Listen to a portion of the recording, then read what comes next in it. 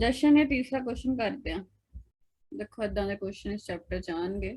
Question की पूछ रहा है which of the following shows nitrogen in its increasing order of oxidation number. ਹੁਣ ਕਿਵੇਂ ਕਰਾਂਗੇ क्वेश्चन हर एक केस ਵਿੱਚ नाइट्रोजन ਦਾ ऑक्सीडेशन नंबर ਕੱਢ ਲੈਣੇ ਆਪਾਂ। ठीक है ਜਿਵੇਂ देखो पहली ऑप्शन ਨੂੰ देखते हैं। दिख रहा है ਤੁਹਾਨੂੰ ਜਿਹੜਾ मैं लिख रही हूँ? Yes ma'am. हाँ जी। हाँ जिਵੇਂ विच ब्लैक हो रहा है तेरे कोल भी ब्लैक हो जाता है कि नहीं? मेरे हम ब्लू शो कर रहे हैं। चलो ठीक है N2O है ना ਇਹਦੇ ਵਿੱਚ ਨਾਈਟ੍ਰੋਜਨ ਦਾ ਆਕਸੀਡੇਸ਼ਨ ਨੰਬਰ ਕੱਢਣਾ ਜਿਹਦਾ ਕੱਢਣਾ ਉਹਨੂੰ x ਮੰਨ ਲਈਦਾ 2x ਇਹ ਕਿਵੇਂ ਲਿਖਿਆ ਪਤਾ ਲੱਗਿਆ? Yes ma'am. मैम से ए आ रहे हैं ना ध्यान दो मैं दसदी हूं इंक्रीजिंग ऑर्डर पूछ रहे ना बेटा x की वैल्यू कितनी आई ਇੱਥੇ 1 आ जी आ रही है अगले च कितनी आ रही है ਇਹਦੀ ਕੱਢ ਕੇ ਦੱਸ ਮੈਨੂੰ ਇਹਦੇ ਦੋ ਆ ਰਹੀਆਂ +2 ਆ ਰਹੀ ਹੈ ਇਹਦੇ ਚ ਮੈਮ +4 ਆ ਰਹੀ ਹੈ ਅਗਲੇ ਚ ਉਹਦੇ ਚ 6 ਮੈਂ 5 ਆਏਗੀ ਮੈਮ ਠੀਕ ਹੈ ਇਹਦੇ ਚ -3 इंक्रीजिंग ऑर्डर कितने बनया इतने गड़बड़ नहीं होगी? हाँ जी मैम ठीक है फिर केड़ी ऑप्शन लगती है? फिर क्यों मैम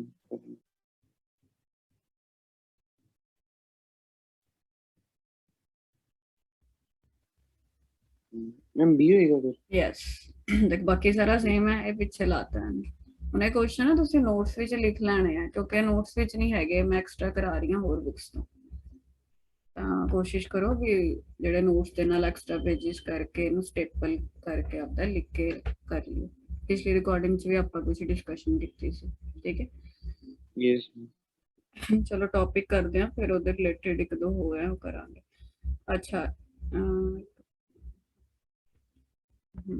ਹਲੇ ਪੜਿਆ ਤਾਂ ਹੋਣਾ ਨਹੀਂ ਹੈ ਨਾ पेपर चल रहे ਆਪਾਂ ਪਿਛਲੀ ਵਾਰ ਨਾਈਟ੍ਰੋਜਨ ਕੀਤਾ ਸੀਗਾ ਨਾਈਟ੍ਰੋਜਨ ਦੀ ਕਮਰਸ਼ੀਅਲ ਪ੍ਰੈਪਰੇਸ਼ਨ ਕੀਤੀ ਸੀਗੀ ਤੇ ਲੈਬ ਪ੍ਰੈਪਰੇਸ਼ਨ ਉਸ ਤੋਂ ਬਾਅਦ ਨਾਈਟ੍ਰਿਕ ਐਸਿਡ ਕੀਤਾ ਸੀ ਵਿੱਚ ਟੌਪਿਕ ਹਲੇ ਛੱਡੇ ਆਕਸਾਈਡਸ ਤੇ ਥੋੜਾ ਜਿਹਾ ਜ਼ਿਆਦਾ ਟਾਈਮ ਲੱਗੂਗਾ ਨਾ ਕਰਾਉਂਗੀ ਫਿਰ ਮੈਂ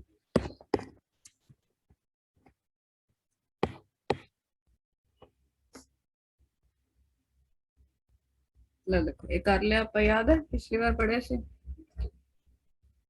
ਯੈਸ ਮੈਮ ਠੀਕ ਹੈ ਇਹ ਸਾਰਾ ਆਪਾਂ ਕਰ ਲਿਆ ਨਾਈਟ੍ਰਿਕ ਐਸਿਡ ਕਰਾਇਆ ਸੀ ਤੁਹਾਨੂੰ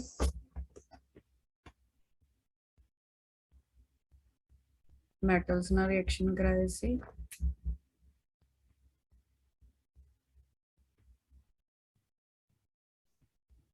ਉਸ ਤੋਂ ਬਾਅਦ ਅਮੋਨੀਆ ਆਪਾਂ ਸ਼ੁਰੂ ਕੀਤਾ ਹੋਇਆ ਸੀ ਠੀਕ ਹੈ ਅਮੋਨੀਆ ਬਾਰੇ ਮੈਂ ਥੋੜਾ ਜਿਹਾ ਦੱਸਿਆ ਸੀ ਹਲੇ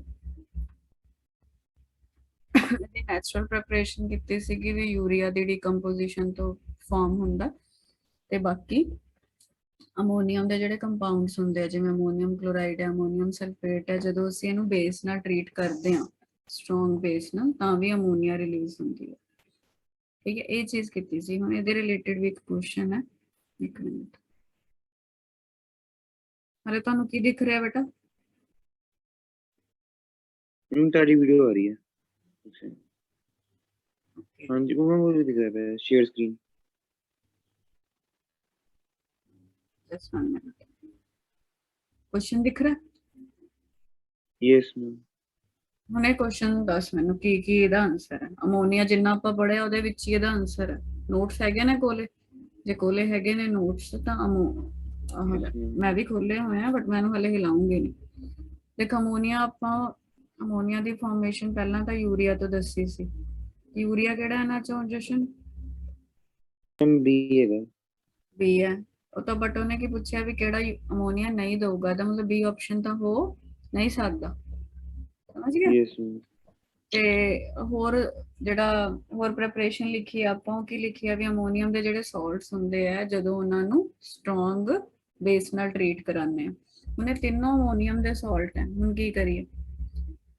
ਹੁਣ ਦੋ ਦੇ ਤਾਂ ਰਿਐਕਸ਼ਨ ਕੀਤੇ ਆ ਹਨਾ, ਇਹ ਦੋਨੋਂ ਤਾਂ ਦਿੰਦੇ ਆ ਬਟ ਹੈ ਤਾਂ ਇਹ ਵੀ ਅਮੋਨੀਅਮ ਦਾ ਸਾਲਟ ਹੋ ਸਕਦਾ ਆਪਾਂ ਦਾ ਰਿਐਕਸ਼ਨ ਨਾ ਕੀਤਾ ਹੋਵੇ ਹਨਾ। ਹੁਣ ਇੱਕ ਕੰਮ ਕਰ, ਨਾਈਟ੍ਰੋਜਨ ਇੱਥੇ ਪੜਿਆ ਨੋਟਸ ਖੋਲ ਤੇ ਉੱਥੇ ਨਾਈਟ੍ਰੋਜਨ ਦੀ ਫਾਰਮੇਸ਼ਨ ਦੇਖ, ਮਿਲਿਆ?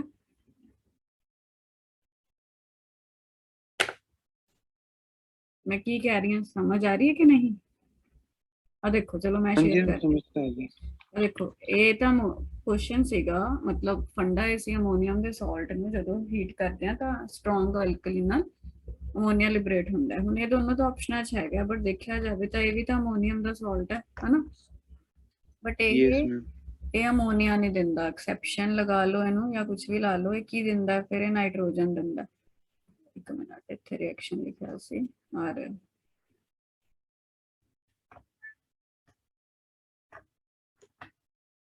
दिख रहा है आ वाला रिएक्शन यस मैम। कि अमोनियम नाइट्राइट हैगा ਉਹੀ ਹੈ ਜਿਹੜਾ ਆਪਸ਼ਨ ਹੈ। ਹੁਣ ਜੇ ਉਹਨੂੰ ਹੀਟ ਕਰ ਰਹੇ ਆ ਤਾਂ ਅਮੋਨੀਆ ਥੋੜੀ ਬਣ ਰਹੀ ਹੈ, ਕੀ ਬਣ ਰਿਹਾ? ਨਾਈਟ੍ਰੋਜਨ ਬਣ ਰਿਹਾ। नाइट्रोजन। ਤਾਂ ਉਹ ਪੁੱਛ ਰਿਹਾ ਵੀ ਇਹਨਾਂ ਚੋਂ ਕਿਹੜੇ ਸਾਲਟਸ ਨੇ ਜਿਹਦੇ ਨਾਲ ਅਮੋਨੀਆ ਨਹੀਂ ਬਣਨਾ, ਤਾਂ ਨੈਚੁਰਲੀ ਸੀ ਆਪਸ਼ਨ ਹੈ। ਸਮਝ ਗਏ? Yes ma'am. ਤਾਂ ਥੋੜਾ ਜਿਹਾ ਯਾਦ ਕਰਨਾ ਪੈਣਾ, ਇਹਨੂੰ ਛੱਡ ਨਹੀਂ ਸਕਦੇ, ਜਿਹੜੇ ਨੋਟਸ ਲਿਖੇ ਆ ਇੰਪੋਰਟੈਂਟ ਆ ਸਾਰੇ।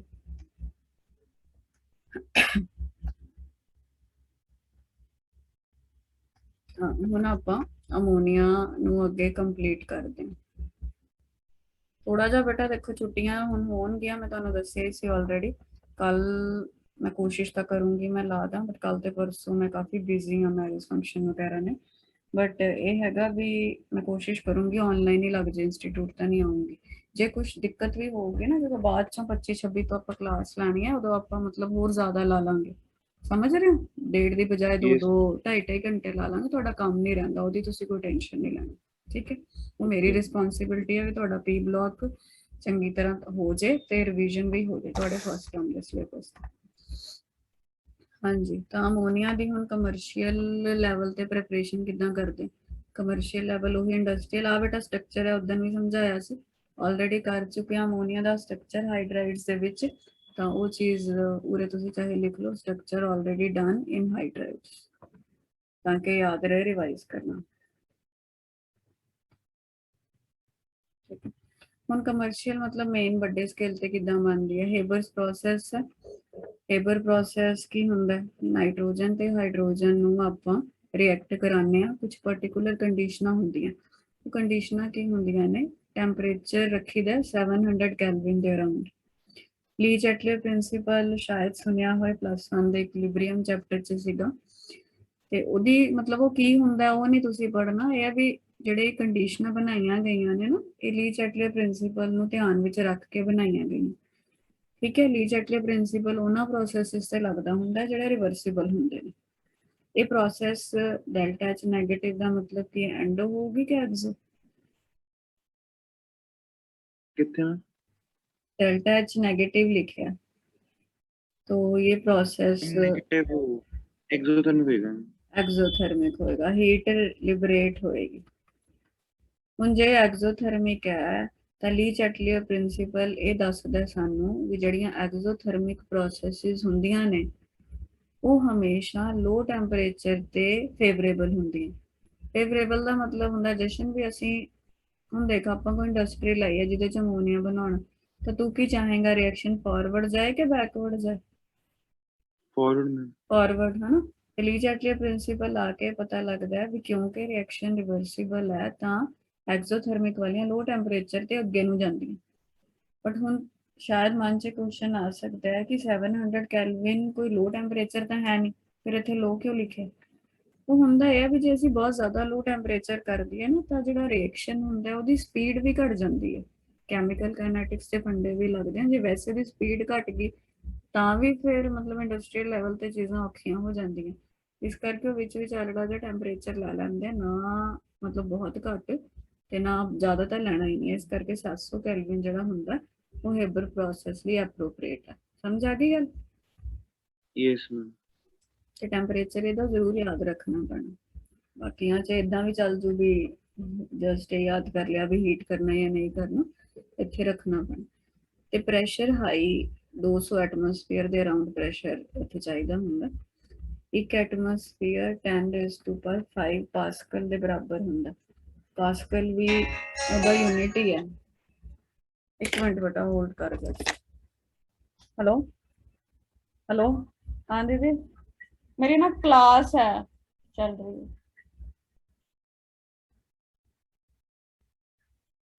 ਹੁਣ ਮੈਨੂੰ ਨਹੀਂ ਇੰਨਾ ਯਾਦ।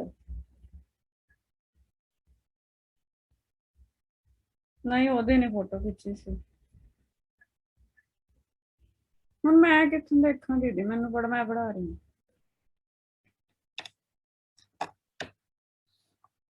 ਹੈਲੋ, ਹਾਂ ਬੇਟਾ। ਤੇ ਟੈਂਪਰੇਚਰ 700 ਕੈਲਵਿਨ, ਪ੍ਰੈਸ਼ਰ ਕਿੰਨਾ ਚਾਹੀਦਾ? ਇੱਕ ਐਟਮੋਸਫੀਅਰ 'ਚ 10⁵ ਪਾਸਕਲ ਹੁੰਦੇ ਆ। ਸਮਝ ਆ ਗਈ ਗੱਲ? Yes ma'am. ਤਾਂ ਜੇ ਪਾਸਕਲ 'ਚ ਆ ਜੇ, ਮੰਨ ਲਓ ਕਦੇ ਆਪਸ਼ਨਾਂ 'ਚ ਆ ਜੇ ਤਾਂ ਐਦਾਂ ਮਤਲਬ ਉਹ ਕਰਕੇ ਦੇ ਸਕਦਾ। Pressure required for Haber process option A 200 pascal, option B 200 into 10⁵ pascal, C D ਕੁਛ ਹੋਰ। ਮਾਈਂਡ 'ਚ ਕੀ ਰਹਿੰਦਾ ਵੀ 200 ਐਟਮੋਸਫੀਅਰ ਸੀ ਤਾਂ ਗਲਤੀ ਹੋਣ ਦੇ ਚਾਂਸ ਰਹਿੰਦੇ ਪਾਸਕਲ ਚੱਲਣਾ। ਤੇ ਹੇਬਰ ਪ੍ਰੋਸੈਸ ਲਈ ਇੱਕ ਕੈਟਾਲਿਸਟ ਚਾਹੀਦਾ ਹੁੰਦਾ ਆਇਰਨ ਦਾ ਆਕਸਾਈਡ FeO, ਠੀਕ ਹੈ। ਤੇ ਨਾਲ ਪ੍ਰਮੋਟਰ ਚਾਹੀਦੇ ਹੁੰਦੇ ਆ। ਪ੍ਰਮੋਟਰ ਇੱਕ ਚੀਜ਼ ਹੁੰਦੀ ਹੈ ਵੀ ਜਿਹੜਾ ਅੱਗੇ ਕੈਟਾਲਿਸਟ ਦੀ ਐਕਟੀਵਿਟੀ ਨੂੰ ਵਧਾ ਦਿੰਦਾ। ਹੋਰ ਚੀਜ਼ਾਂ ਪਾਉਂਦੇ ਆ, ਐਲੂਮੀਨੀਅਮ ਆਕਸਾਈਡ ਪਾਉਂਦੇ ਆ ਥੋੜਾ ਜਿਹਾ, ਤੇ ਪੋਟੈਸ਼ੀਅਮ ਦਾ ਆਕਸਾਈਡ ਵੀ ਪਾਉਂਦੇ ਨੇ। K2O ਫਾਰਮੂਲਾ ਸਮਝਦੇ ਹੋ ਕਿਵੇਂ ਬਣਿਆ? नहीं मैम, ना सीधा समझिए। पोटेशियम अल्कली है ना? पोटेशियम को लिखो एक, ऑक्सीजन को दो होंगे ने। हाँ, Al2O3 ਦਾ ਕਿਵੇਂ ਬਣਿਆ? Al ਦੀ 3 ਹੁੰਦੀ ਵੈਲੈਂਸੀ, 3 ਕਿਉਂ ਹੁੰਦੀ और ਹੈ? दी दो मैम, ਗਰੁੱਪ होती है तो 13 ਹੁੰਦਾ। ग्रुप। ਹਾਂ हाँ जी मैम। ਯੈਸ। ਤੇ दे दे ਪ੍ਰਮੋਟਰ, दो। ਹਾਂ ਪ੍ਰਮੋਟਰ ਆਪਾਂ ਹੁਣੇ ਕੀਤਾ। ਇਹ M ਵੱਡਾ ਉਹ ਛੋਟਾ। ਮੋਲਿਬਡਨਮ ਜਿਹੜਾ ਇੱਕ ਐਲੀਮੈਂਟ ਹੈ ਉਹ ਪ੍ਰਮੋਟਰ ਹੈ। ਯਾਦ ਹੋ ਜਾਊਂਗੀਆਂ ਕੰਡੀਸ਼ਨਸ? यस मैम, पर मोटर कोई और भी हो सकता है? ਫੋਨ ਨੂੰ ਬਹੁਤ ਸਾਰੇ ਹੁੰਦੇ ਨੇ ਪਰ ਹਰ ਪ੍ਰੋਸੈਸ ਦਾ ਆਪਦਾ ਹੁੰਦਾ ਇੱਕ। ਹੇਬਰ ਪ੍ਰੋਸੈਸ ਲਈ ਮੋਲਿਬਡਨਮ ਯੂਜ਼ ਕਰਦੇ ਆ, ਠੀਕ ਹੈ। बट मैं तो काम क्या होएगा प्रमोटर का? और एक कैटलिस्ट तो वैसे ही है पास करने लिए। ਹਾਂ ਮੈਂ ਉਹ ਦੱਸ ਰਹੀ ਹਾਂ, ਪ੍ਰਮੋਟਰ ਇਹੋ ਜਿਹੀਆਂ ਚੀਜ਼ਾਂ ਹੁੰਦੀਆਂ ਜਿਹੜੇ ਅੱਗੇ ਕੈਟਾਲਿਸਟ ਦੀ ਐਕਟੀਵਿਟੀ ਨੂੰ ਵੀ ਵਧਾਉਂਦੇ ਨੇ। ਕਈ ਇਹੋ ਜਿਹੀਆਂ ਚੀਜ਼ਾਂ ਵੀ ਹੁੰਦੀਆਂ ਜਿਹੜੀ ਕੈਟਾਲਿਸਟ ਦੀ ਐਕਟੀਵਿਟੀ ਨੂੰ ਘਟਾਉਂਦੇ ਆ, ਉਹਨਾਂ ਨੂੰ ਪੋਇਜ਼ਨਸ ਕਹਿੰਦੇ ਨੇ। ओके। ਸਮਝ ਆਏਗਾ? ਜਿਵੇਂ ਇੱਕ ਕੁਇਨੋਲਿਨ ਇੱਕ ਕੈਮੀਕਲ ਹੁੰਦਾ, ਜੇ ਉਹ ਆਪਾਂ ਪਾ ਦਈਏ ਤਾਂ ਉਹ ਕੈਟਾਲਿਸਟ ਨੂੰ ਆਪਣਾ ਕੰਮ ਨਹੀਂ ਕਰਨ ਦਿੰਦਾ, ਬਲਕਿ ਫਿਰ ਉਹ ਕੈਟਾਲਿਸਟ ਨੂੰ ਉਲਟਾ ਨੈਗੇਟਿਵ ਮਤਲਬ ਕੈਟਾਲਿਸਟ ਹੋ ਜਾਂਦਾ। मैम ਪ੍ਰਮੋਟਰ एक कोई हाइड्रोकार्बन है जो तू बोले कोई। ਨਾ, ਹਾਂ ओके। ਸਲਫਰ ਦੇ ਕੰਪਾਊਂਡਸ ਵੀ ਉਹ ਕਰਦੇ ਨੇ, ਪੋਇਜ਼ਨ ਦਾ ਕੰਮ ਕਰਦੇ ਨੇ ਕਈ ਕੇਸਿਸ 'ਚ।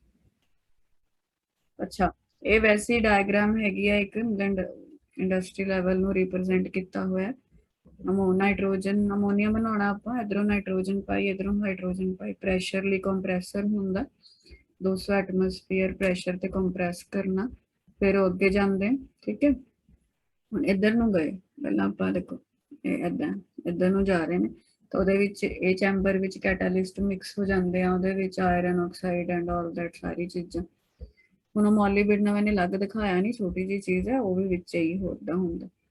ਫਿਰ ਰਿਐਕਸ਼ਨ ਹੋ ਗਿਆ ਤਾਂ ਅਮੋਨੀਆ ਬਣ ਗਿਆ। ਅਮੋਨੀਆ ਉਰੇ ਕਲੈਕਟ ਹੋ ਜਾਂਦਾ ਲਿਕੁਇਡ ਫਾਰਮ ਦੇ ਵਿੱਚ, ਬਟ ਇਹ ਹੈ ਵੀ ਇੱਕ ਪੂਰਾ ਰਿਐਕਸ਼ਨ ਤਾਂ ਹੁੰਦਾ ਨਹੀਂ ਹੈ ਨਾ, ਉਹਦੇ ਵਿੱਚ ਥੋੜੀ ਬਹੁਤ ਅਨਕੰਬਾਈਨਡ ਨਾਈਟ੍ਰੋਜਨ ਹਾਈਡਰੋਜਨ ਵੀ ਰਹਿ ਜਾਂਦੀ ਹੈ। ਮਤਲਬ ਇਹ ਤਾਂ ਬੇਸਿਕ ਇੱਕ ਸੈਟਅਪ ਦਿਖਾਇਆ, ਸਭ ਬਹੁਤ ਛੋਟੀਆਂ ਛੋਟੀਆਂ ਹੋਰ ਟੈਕਨੀਕਲ ਡਿਟੇਲਸ ਹੁੰਦੀਆਂ। ਤਾਂ ਜਿਹੜੀ ਵੀ ਅਨਕੰਬਾਈਨਡ ਨਾਈਟ੍ਰੋਜਨ ਤੇ ਹਾਈਡਰੋਜਨ ਜਿਹੜਾ ਹਲੇ ਰਿਐਕਟ ਨਹੀਂ ਕੀਤਾ, ਉਹ ਫਿਰ ਦੁਬਾਰਾ ਉਹਨਾਂ ਨੂੰ ਪੰਪ ਕਰਕੇ ਫਿਰ ਏਦਾਂ ਸਾਰਾ ਸਾਈਕਲ ਜਿਹੜਾ ਹੈ ਰਿਪੀਟ ਕੀਤਾ ਜਾਂਦਾ। ਲੱਗ ਗਿਆ ਪਤਾ? Yes ma'am. ਹੁਣ ਇਹ ਹੈਗੀਆਂ ਅਮੋਨੀਆ ਦੀਆਂ ਪ੍ਰੋਪਰਟੀਜ਼। ਕਹਿੰਦੇ ਕਲਰਲੈਸ ਗੈਸ ਹੈ ਬਟ ਸਮੈਲ ਉਹਦੀ ਪੰਜੈਂਟ ਹੁੰਦੀ ਹੈ।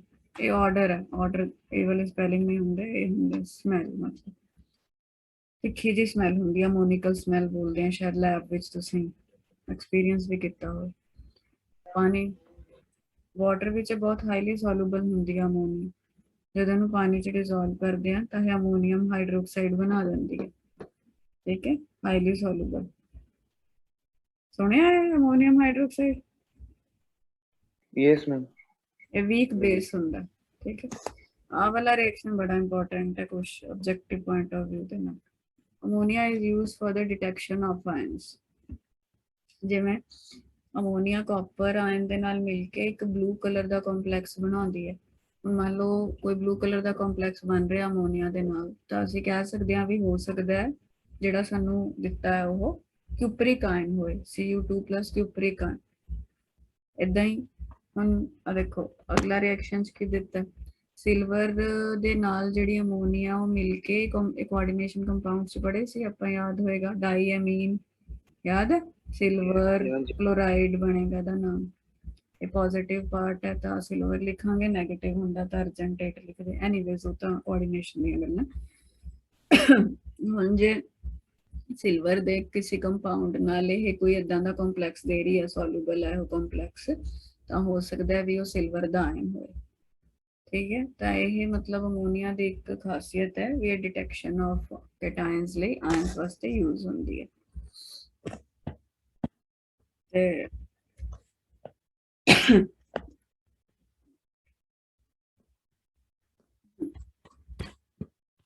ਅੱਗੇ ਵੀ ਇਹਦੇ ਪ੍ਰੋਪਰਟੀਜ਼ ਹੀ ਨੇ। ਇੱਕ ਕੈਮੀਕਲ ਹੁੰਦਾ ਨੈਸਲਰਸ ਰੀਏਜੈਂਟ। ਆਹ ਨੈਸਲਰਸ ਰੀਏਜੈਂਟ ਹੈ। ਜਦੋਂ ਛੁੱਟੀਆਂ ਕਰੂੰਗੀ ਨਾ, ਇੱਕ ਤਾਂ ਤੁਹਾਨੂੰ ਮੈਂ ਟੈਸਟ ਤਾਂ ਦੱਸ ਕੇ ਹੀ ਗਈ ਹਾਂ, ਖਾਸ ਤੌਰ ਤੇ ਪੀ ਬਲੌਕ ਤੇ ਥੋੜਾ ਜਿਹਾ ਟਾਈਮ ਲਈਓ।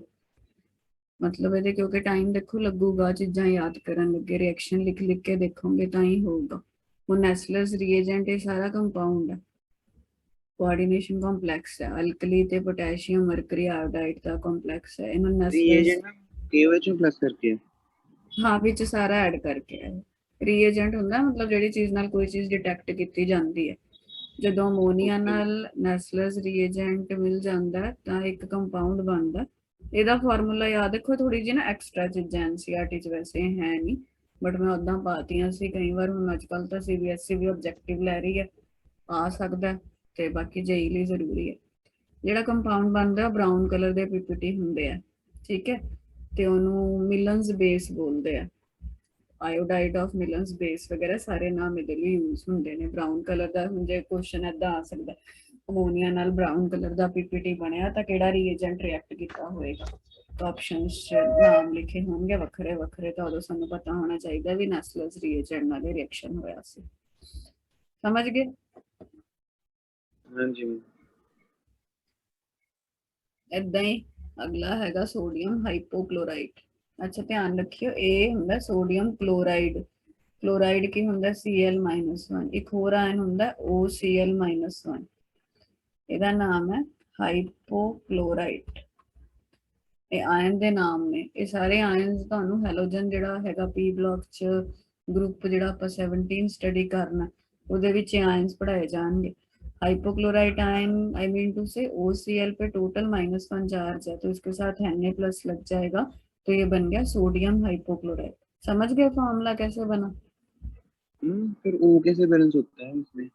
ये उसका स्ट्रक्चर होता है ना, ओवरऑल की बात हो रही है, ऐसे मतलब इस पे अकेले पे नहीं है, पूरे पे -1 चार्ज है। ਉਹਦਾ ਸਟਰਕਚਰ ਇਦਾਂ ਬਣਦਾ ਹੈ, ਇਲੈਕਟ੍ਰੋਨ ਦੀ ਡਿਸਟ੍ਰੀਬਿਊਸ਼ਨ ਇਦਾਂ ਹੁੰਦੀ ਹੈ। ਠੀਕ, ਆਇਨਿਕ ਕੰਪਾਊਂਡ ਹੈ ਨਾ, ਇਸ ਕਰਕੇ। ठीक है। मैंने एक मैं गल पूछनी, जेड़ा AgOH ਸੀਗਾ ਮੈਮ, ਉਹ ਹਾਈਡਰੋਕਾਰਬਨ ਚੈਪਟਰ ਨਹੀਂ, ਸੌਰੀ AgCN ਸੀਗਾ ਮੈਮ, ਆਪਾਂ ਕਿਤੇ ਨਹੀਂ ਸੀਗਾ ਕਿ AgCN ਜਿਹੜਾ ਡਿਟੈਕਟ ਕਰਦਾ ਹੈ ਐਲਕੋਹੋਲ ਨਾਲ। ਹਾਂ ਹਾਂ ਹਾਂ ਹਾਂ ਮੈਮ ਉਹਦੇ ਚ ਮੈਮ ਜਿਹੜਾ AgM ਉਹ ਆਇਨਿਕ ਕਿਉਂ ਨਹੀਂ ਬਣਾਉਂਦਾ ਮੈਮ? Ag ਦਾ ਮੈਟਲ ਹੈ ਸਗੋਂ। बेटा मेटल तो है, बट फजान रूल पढ़े? फजान रूल ਮੈਨੂੰ ਯਾਦ ਨਹੀਂ ਮੈਮ, ਪੜਿਆ ਸੀਗਾ। ਹਾਂ, ਮਤਲਬ ਕੋਈ ਏਦਾਂ ਨਹੀਂ ਹੁੰਦਾ ਵੀ ਸਾਰੇ ਆਇਨਿਕ ਕੰਪਾਊਂਡਸ ਪੂਰੀ ਤਰ੍ਹਾਂ ਆਇਨਿਕ ਹੁੰਦੇ ਨੇ ਜਾਂ ਸਾਰੇ ਕੋਵੈਲੈਂਟ ਪੂਰੀ ਤਰ੍ਹਾਂ ਆਇਨਿਕ ਹੁੰਦੇ ਨੇ। ਇਲੈਕਟ੍ਰੋਪੋਜ਼ਿਟਿਵਿਟੀ ਤੇ ਵੀ ਤਾਂ ਡਿਪੈਂਡ ਕਰਦਾ। ਜ਼ਿਆਦਾ ਇਲੈਕਟ੍ਰੋਪੋਜ਼ਿਟਿਵ ਅਲਕਲੀ ਮੈਟਲਸ ਹੁੰਦੇ ਨੇ, ਉਹ ਜਾਂ ਅਲਕਲਾਈਨ ਅਰਥ ਮੈਟਲਸ, ਉਹ ਪੂਰੇ ਪਿਓਰ ਮਤਲਬ ਬਣਾਉਂਦੇ ਨੇ ਆਇਨਿਕ ਕੰਪਾਊਂਡਸ। ਇਹਨਾਂ ਵਿੱਚ ਉਨੀ ਜ਼ਿਆਦਾ ਇਲੈਕਟ੍ਰੋਪੋਜ਼ਿਟਿਵਿਟੀ ਨਹੀਂ ਹੁੰਦੀ, ਫਿਰ ਇਹ ਸ਼ੇਅਰਿੰਗ ਵੀ ਕਰ ਲੈਂਦੇ ਆ। ਫਜ਼ਾਨ ਰੂਲ ਵੀ ਇਹੀ ਕਹਿੰਦਾ ਵੀ ਕੈਟਾਇਨ ਜਿਹੜਾ ਹੁੰਦਾ ਜੇ ਉਹ ਸਾਈਜ਼ 'ਚ ਬਹੁਤ ਛੋਟਾ ਹੈ ਤੇ ਉਹਦਾ ਚਾਰਜ ਜ਼ਿਆਦਾ ਹੈ, ਤਾਂ ਐਨਾਇਨ ਦੇ ਇਲੈਕਟ੍ਰੋਨ ਕਲਾਊਡ ਨੂੰ ਆਪਣੀ ਤਰਫ ਖਿੱਚ ਲੈਂਦਾ। ਥੋੜੇ ਜਿਹੇ ਪਾਰਟ ਦੀ ਨਾ ਮਿਕਸਿੰਗ ਹੋ ਜਾਂਦੀ ਹੈ ਇਹਨਾਂ ਦੇ। ਇਹ ਹੈ ਕੀ ਜੇ ਦੇਖਿਆ ਜਾਵੇ, प्लस माइनस जो आप चीज दिखा रहे हैं है तो इलेक्ट्रॉन का क्लाउड ही है ना, तो थोड़ा जा क्लाउड मिक्स हो जाता है, मिक्सिंग जिथे होगी आप कहने हैं इक्विवेलेंट करैक्टर आता। लग गया पता? हाँ जी। बाकी सिल्वर ਦੇ डिपेंड करता है, इन्ना इलेक्ट्रोपॉजिटिव नहीं ਹੁੰਦਾ इस करके। ਅਮੋਨੀਆ ਸੋਡੀਅਮ ਹਾਈਪੋਕਲੋਰਾਈਡ ਦੇ ਨਾਲ ਮਿਲ ਕੇ ਕੰਪਾਊਂਡ ਬਣਾਉਂਦੀ ਹੈ ਹਾਈਡਰਾਜ਼ੀਨ। ਹਾਈਡਰਾਜ਼ੀਨ ਇਹਨੂੰ ਕਹਿੰਦੇ ਆ NH2NH2। ਠੀਕ ਹੈ, ਇਹ ਕੰਪਾਊਂਡ ਹੁੰਦਾ ਹੈ ਹਾਈਡਰਾਜ਼ੀਨ। ਰਿਐਕਸ਼ਨਸ ਨੇ ਬੇਟਾ ਇਹਦੇ ਵਿੱਚ ਮੈਂ ਦੇਖੋ ਕੁਝ ਨਹੀਂ ਕਰ ਸਕਦੀ, ਤੁਹਾਨੂੰ ਯਾਦ ਕਰਨੇ ਪੈਣੇ ਆ। ਆਪਾਂ ਕੁਐਸਚਨਸ ਪ੍ਰੈਕਟਿਸ ਕਰ ਸਕਦੇ ਹਾਂ ਜਿਵੇਂ ਤੁਹਾਨੂੰ ਮੈਂ ਨਾਲ ਨਾਲ ਕਰਾਈ ਜਾਂਦੀ ਹਾਂ ਤਾਂ ਕਿ ਤੁਹਾਡਾ ਇੰਟਰਸਟ ਬਣਿਆ ਰਹੇ। ਇਹ ਚੈਪਟਰ ਇਸ ਟਾਈਪ ਦਾ, ਇਨਆਰਗੈਨਿਕ ਕੈਮਿਸਟਰੀ ਹੈ ਹੀ ਇਸ ਟਾਈਪ ਦੀ ਕਿ ਜਿਹੜੇ ਵੀ ਤੁਹਾਨੂੰ ਸੌਲਟਸ ਮਿਲਦੇ ਆ, ਕੰਪਾਊਂਡਸ ਮਿਲਦੇ ਆ ਗਰੁੱਪ ਪੀ ਬਲੌਕ ਦੇ, ਜਿੱਦਾਂ ਆਪਾਂ ਗਰੁੱਪ 15 ਕਰ ਰਹੇ ਹਾਂ ਉਹਨਾਂ ਦੀ ਸਟੱਡੀ ਕਰਨੀ ਹੈ, ਹੋਰ ਕੁਝ ਨਹੀਂ ਹੈ। ਮੈਂ ਤਾਂ ਹੀ ਤੁਹਾਨੂੰ ਇੰਨਾ ਜ਼ੋਰ ਲਾ ਰਹੀ ਹਾਂ ਵੀ ਇਹਨੂੰ ਨਾਲ ਨਾਲ ਕਰਨਾ ਹੈ। ਮੈਂ ਸਮਝਦੀ ਹਾਂ ਥੋੜਾ ਜਿਹਾ ਇਹਦੇ ਚ ਬੰਦਾ ਉਹ ਹੋ ਜਾਂਦਾ ਵੀ ਕਿੰਨਾ ਕੁ ਯਾਦ ਕਰੇ, ਬਟ ਉਹਨੇ ਹੈ ਤਾਂ ਇਹ ਚੀਜ਼ ਐਕਸੈਪਟ ਕਰਨੀ ਪਏਗੀ। ਹੁਣ ਆਇਓਡੀਨ ਨਾਲ ਰਿਐਕਟ ਕਰਕੇ ਕੀ ਬਣਦਾ ਅਮੋਨੀਆ, ਤੇ ਇਹ ਇੱਕ ਹਾਈਲੀ ਐਕਸਪਲੋਸਿਵ ਕੰਪਾਊਂਡ ਬਣਾਉਂਦੀ ਹੈ ਨਾਈਟ੍ਰੋਜਨ ਟ੍ਰਾਈ ਆਇਓਡਾਈਡ ਅਮੋਨੀਏਟ। ਇਹ ਚੀਜ਼ ਹੈ, ਠੀਕ ਹੈ। मतलब ये चीज बनता है आगे ब्रेक होके नाइट्रोजन अमोनियम आयोडाइड ते आयोडीन दे देंगे। आगे गल समझ, हाईली ये एक्सप्लोसिव अपने आप ब्रेक हो जाता है, हम्म। अपने आप ब्रेक हो जाता है कि मतलब क्या में? हाँ मतलब जे कुछ कंडीशन ज्यादा है, टेम्परेचर वगैरह है तो ब्रेक हो सकता है, ये कह रहे हैं अच्छा। एक्सप्लोसिव है नेचर।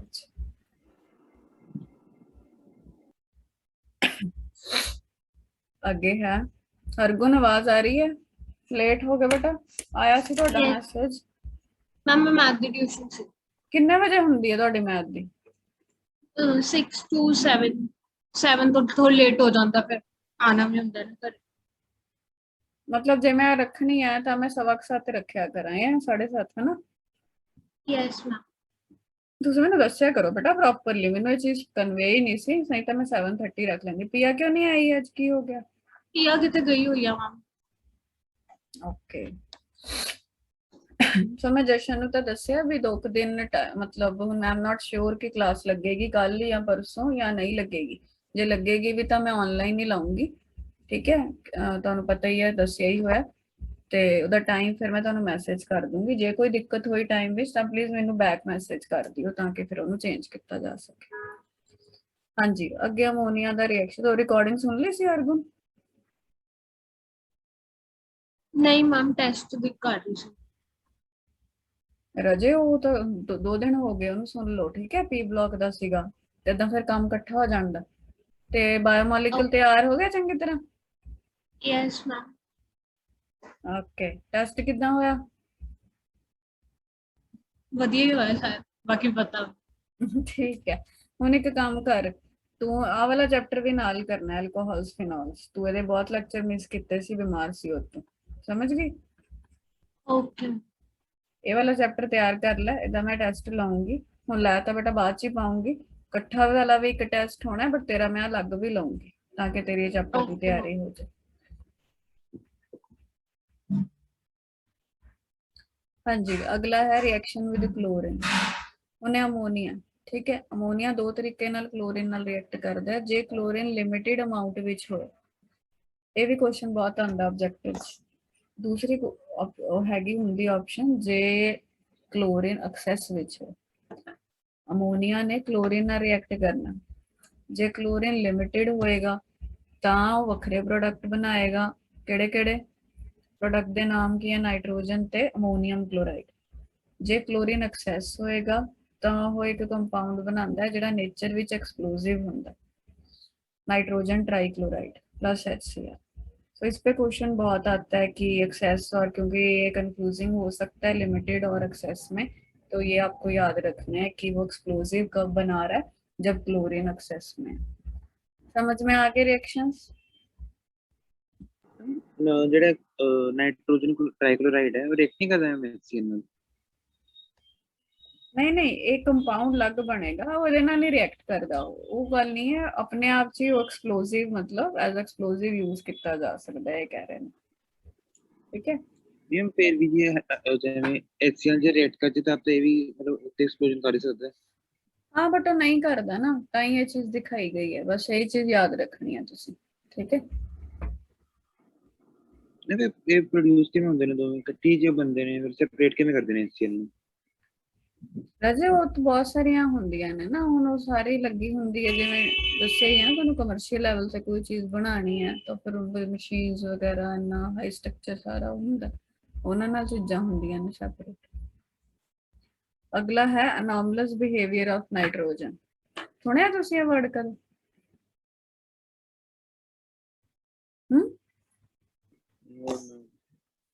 ਚਲੋ ਹੁਣ ਇਹ ਵਰਡ ਵੀ ਕਾਫੀ ਯੂਜ਼ ਹੋਣਾ ਇਨਆਰਗੈਨਿਕਸ। ਅਨੋਮਲਸ ਦਾ ਮਤਲਬ ਹੁੰਦਾ ਡਿਫਰੈਂਟ ਜਾਂ ਬਾਕੀਆਂ ਨਾਲੋਂ ਮਤਲਬ ਅਲੱਗ ਬਿਹੇਵੀਅਰ ਹੈ। ਹੁਣ ਨਾਈਟ੍ਰੋਜਨ ਜਿਹੜੀ ਫੈਮਿਲੀ ਹੈ, ਗਰੁੱਪ 15 ਉਹਦੇ ਚ ਐਲੀਮੈਂਟ ਕਿਹੜੇ ਕਿਹੜੇ ਹੁੰਦੇ ਆ? Nitrogen, phosphorus, arsenic, antimony, ਬਿਸਮਥ।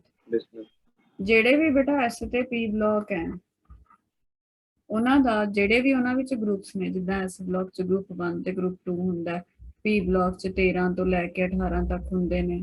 ਖੈਰ ਆਪਾਂ ਤਾਂ 15 ਤੋਂ 18 ਪੜ੍ਹਨਾ, ਮੈਂ ਜਰਨਲ ਦੱਸ ਰਹੀ ਹਾਂ। ਐਸ ਤੇ ਪੀ ਬਲੌਕ ਦੇ ਜਿਹੜੇ ਵੀ ਗਰੁੱਪਸ ਨੇ ਉਹਨਾਂ ਦਾ ਜਿਹੜਾ ਪਹਿਲਾ ਮੈਂਬਰ ਹੈ ਹਰ ਇੱਕ ਗਰੁੱਪ ਦਾ, ਉਹ ਆਪਣੇ ਬਾਕੀ ਮੈਂਬਰਾਂ ਨਾਲੋਂ ਬਿਹੇਵੀਅਰ ਡਿਫਰੈਂਟ ਦਿਖਾਏਗਾ।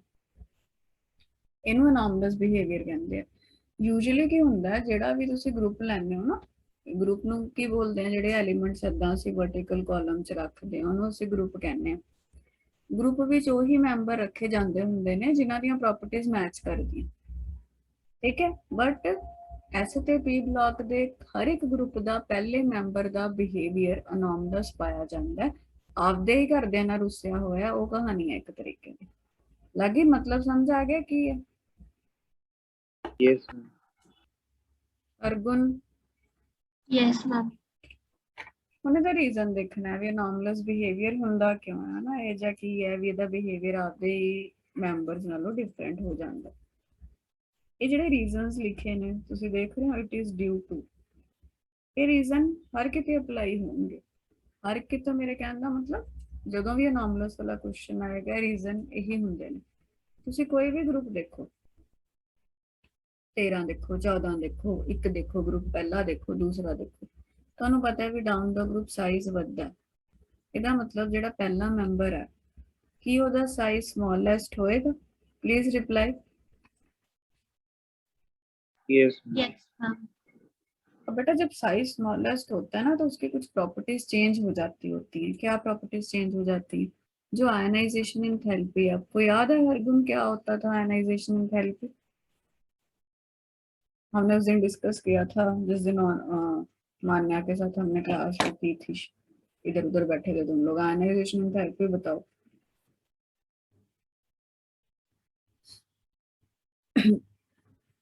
दसो हरगुन, ਤੁਹਾਨੂੰ ਪੁੱਛ ਰਹੀ ਹਾਂ बेटा।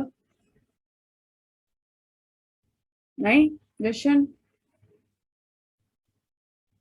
कि मैम वो इलेक्ट्रॉन रिमूव करने के लिए एनर्जी चाहिए होती है, बैलेंस इलेक्ट्रॉन। हाँ, कोई भी जो एटम है ना, एटम का बेसिक स्ट्रक्चर माइंड च रखो, सेंटर च न्यूक्लियस है, बाहर इलेक्ट्रॉन्स ने। ਹੁਣ ਜਿਹੜਾ ਵੈਲੈਂਸ ਇਲੈਕਟ੍ਰੋਨ ਹੈ ਸਭ ਤੋਂ ਬਾਹਰ ਵਾਲੀ ਸ਼ੈਲ ਦਾ ਇਲੈਕਟ੍ਰੋਨ, ਉਹਨੂੰ ਜੇ ਤੁਸੀਂ ਬਾਹਰ ਕੱਢਣਾ ਚਾਹੁੰਦੇ ਹੋ, ਹੁਣ ਇਲੈਕਟ੍ਰੋਨ ਨਿਊਕਲੀਅਸ ਦੇ ਆਲੇ ਦੁਆਲੇ ਕਿਉਂ ਘੁੰਮਦੇ ਨੇ? ਕਿਉਂਕਿ ਇਲੈਕਟ੍ਰੋਨ ਸੇ ਨੈਗੇਟਿਵ ਚਾਰਜ ਹੁੰਦਾ ਤੇ ਨਿਊਕਲੀਅਸ ਸੇ ਪੋਜ਼ਿਟਿਵ ਹੁੰਦਾ, ਅਟਰੈਕਸ਼ਨ ਹੁੰਦੀ ਹੈ ਉਹਨਾਂ ਵਿੱਚ, ਇਲੈਕਟ੍ਰੋਸਟੈਟਿਕ ਅਟਰੈਕਸ਼ਨ ਜਿਹਨੂੰ ਕਹਿੰਦੇ ਨੇ। ਹੁਣ ਜੇ ਤੁਸੀਂ ਇਲੈਕਟ੍ਰੋਨ ਨੂੰ ਕੱਢਣਾ ਤੇ ਤੁਹਾਨੂੰ ਅਟਰੈਕਸ਼ਨ ਨੂੰ ਤੋੜਨਾ ਪਏਗਾ। ਅਟਰੈਕਸ਼ਨ ਨੂੰ ਬ੍ਰੇਕ ਕਰਨ ਦਾ ਮਤਲਬ you have to supply some amount of energy, that energy is called ionisation enthalpy.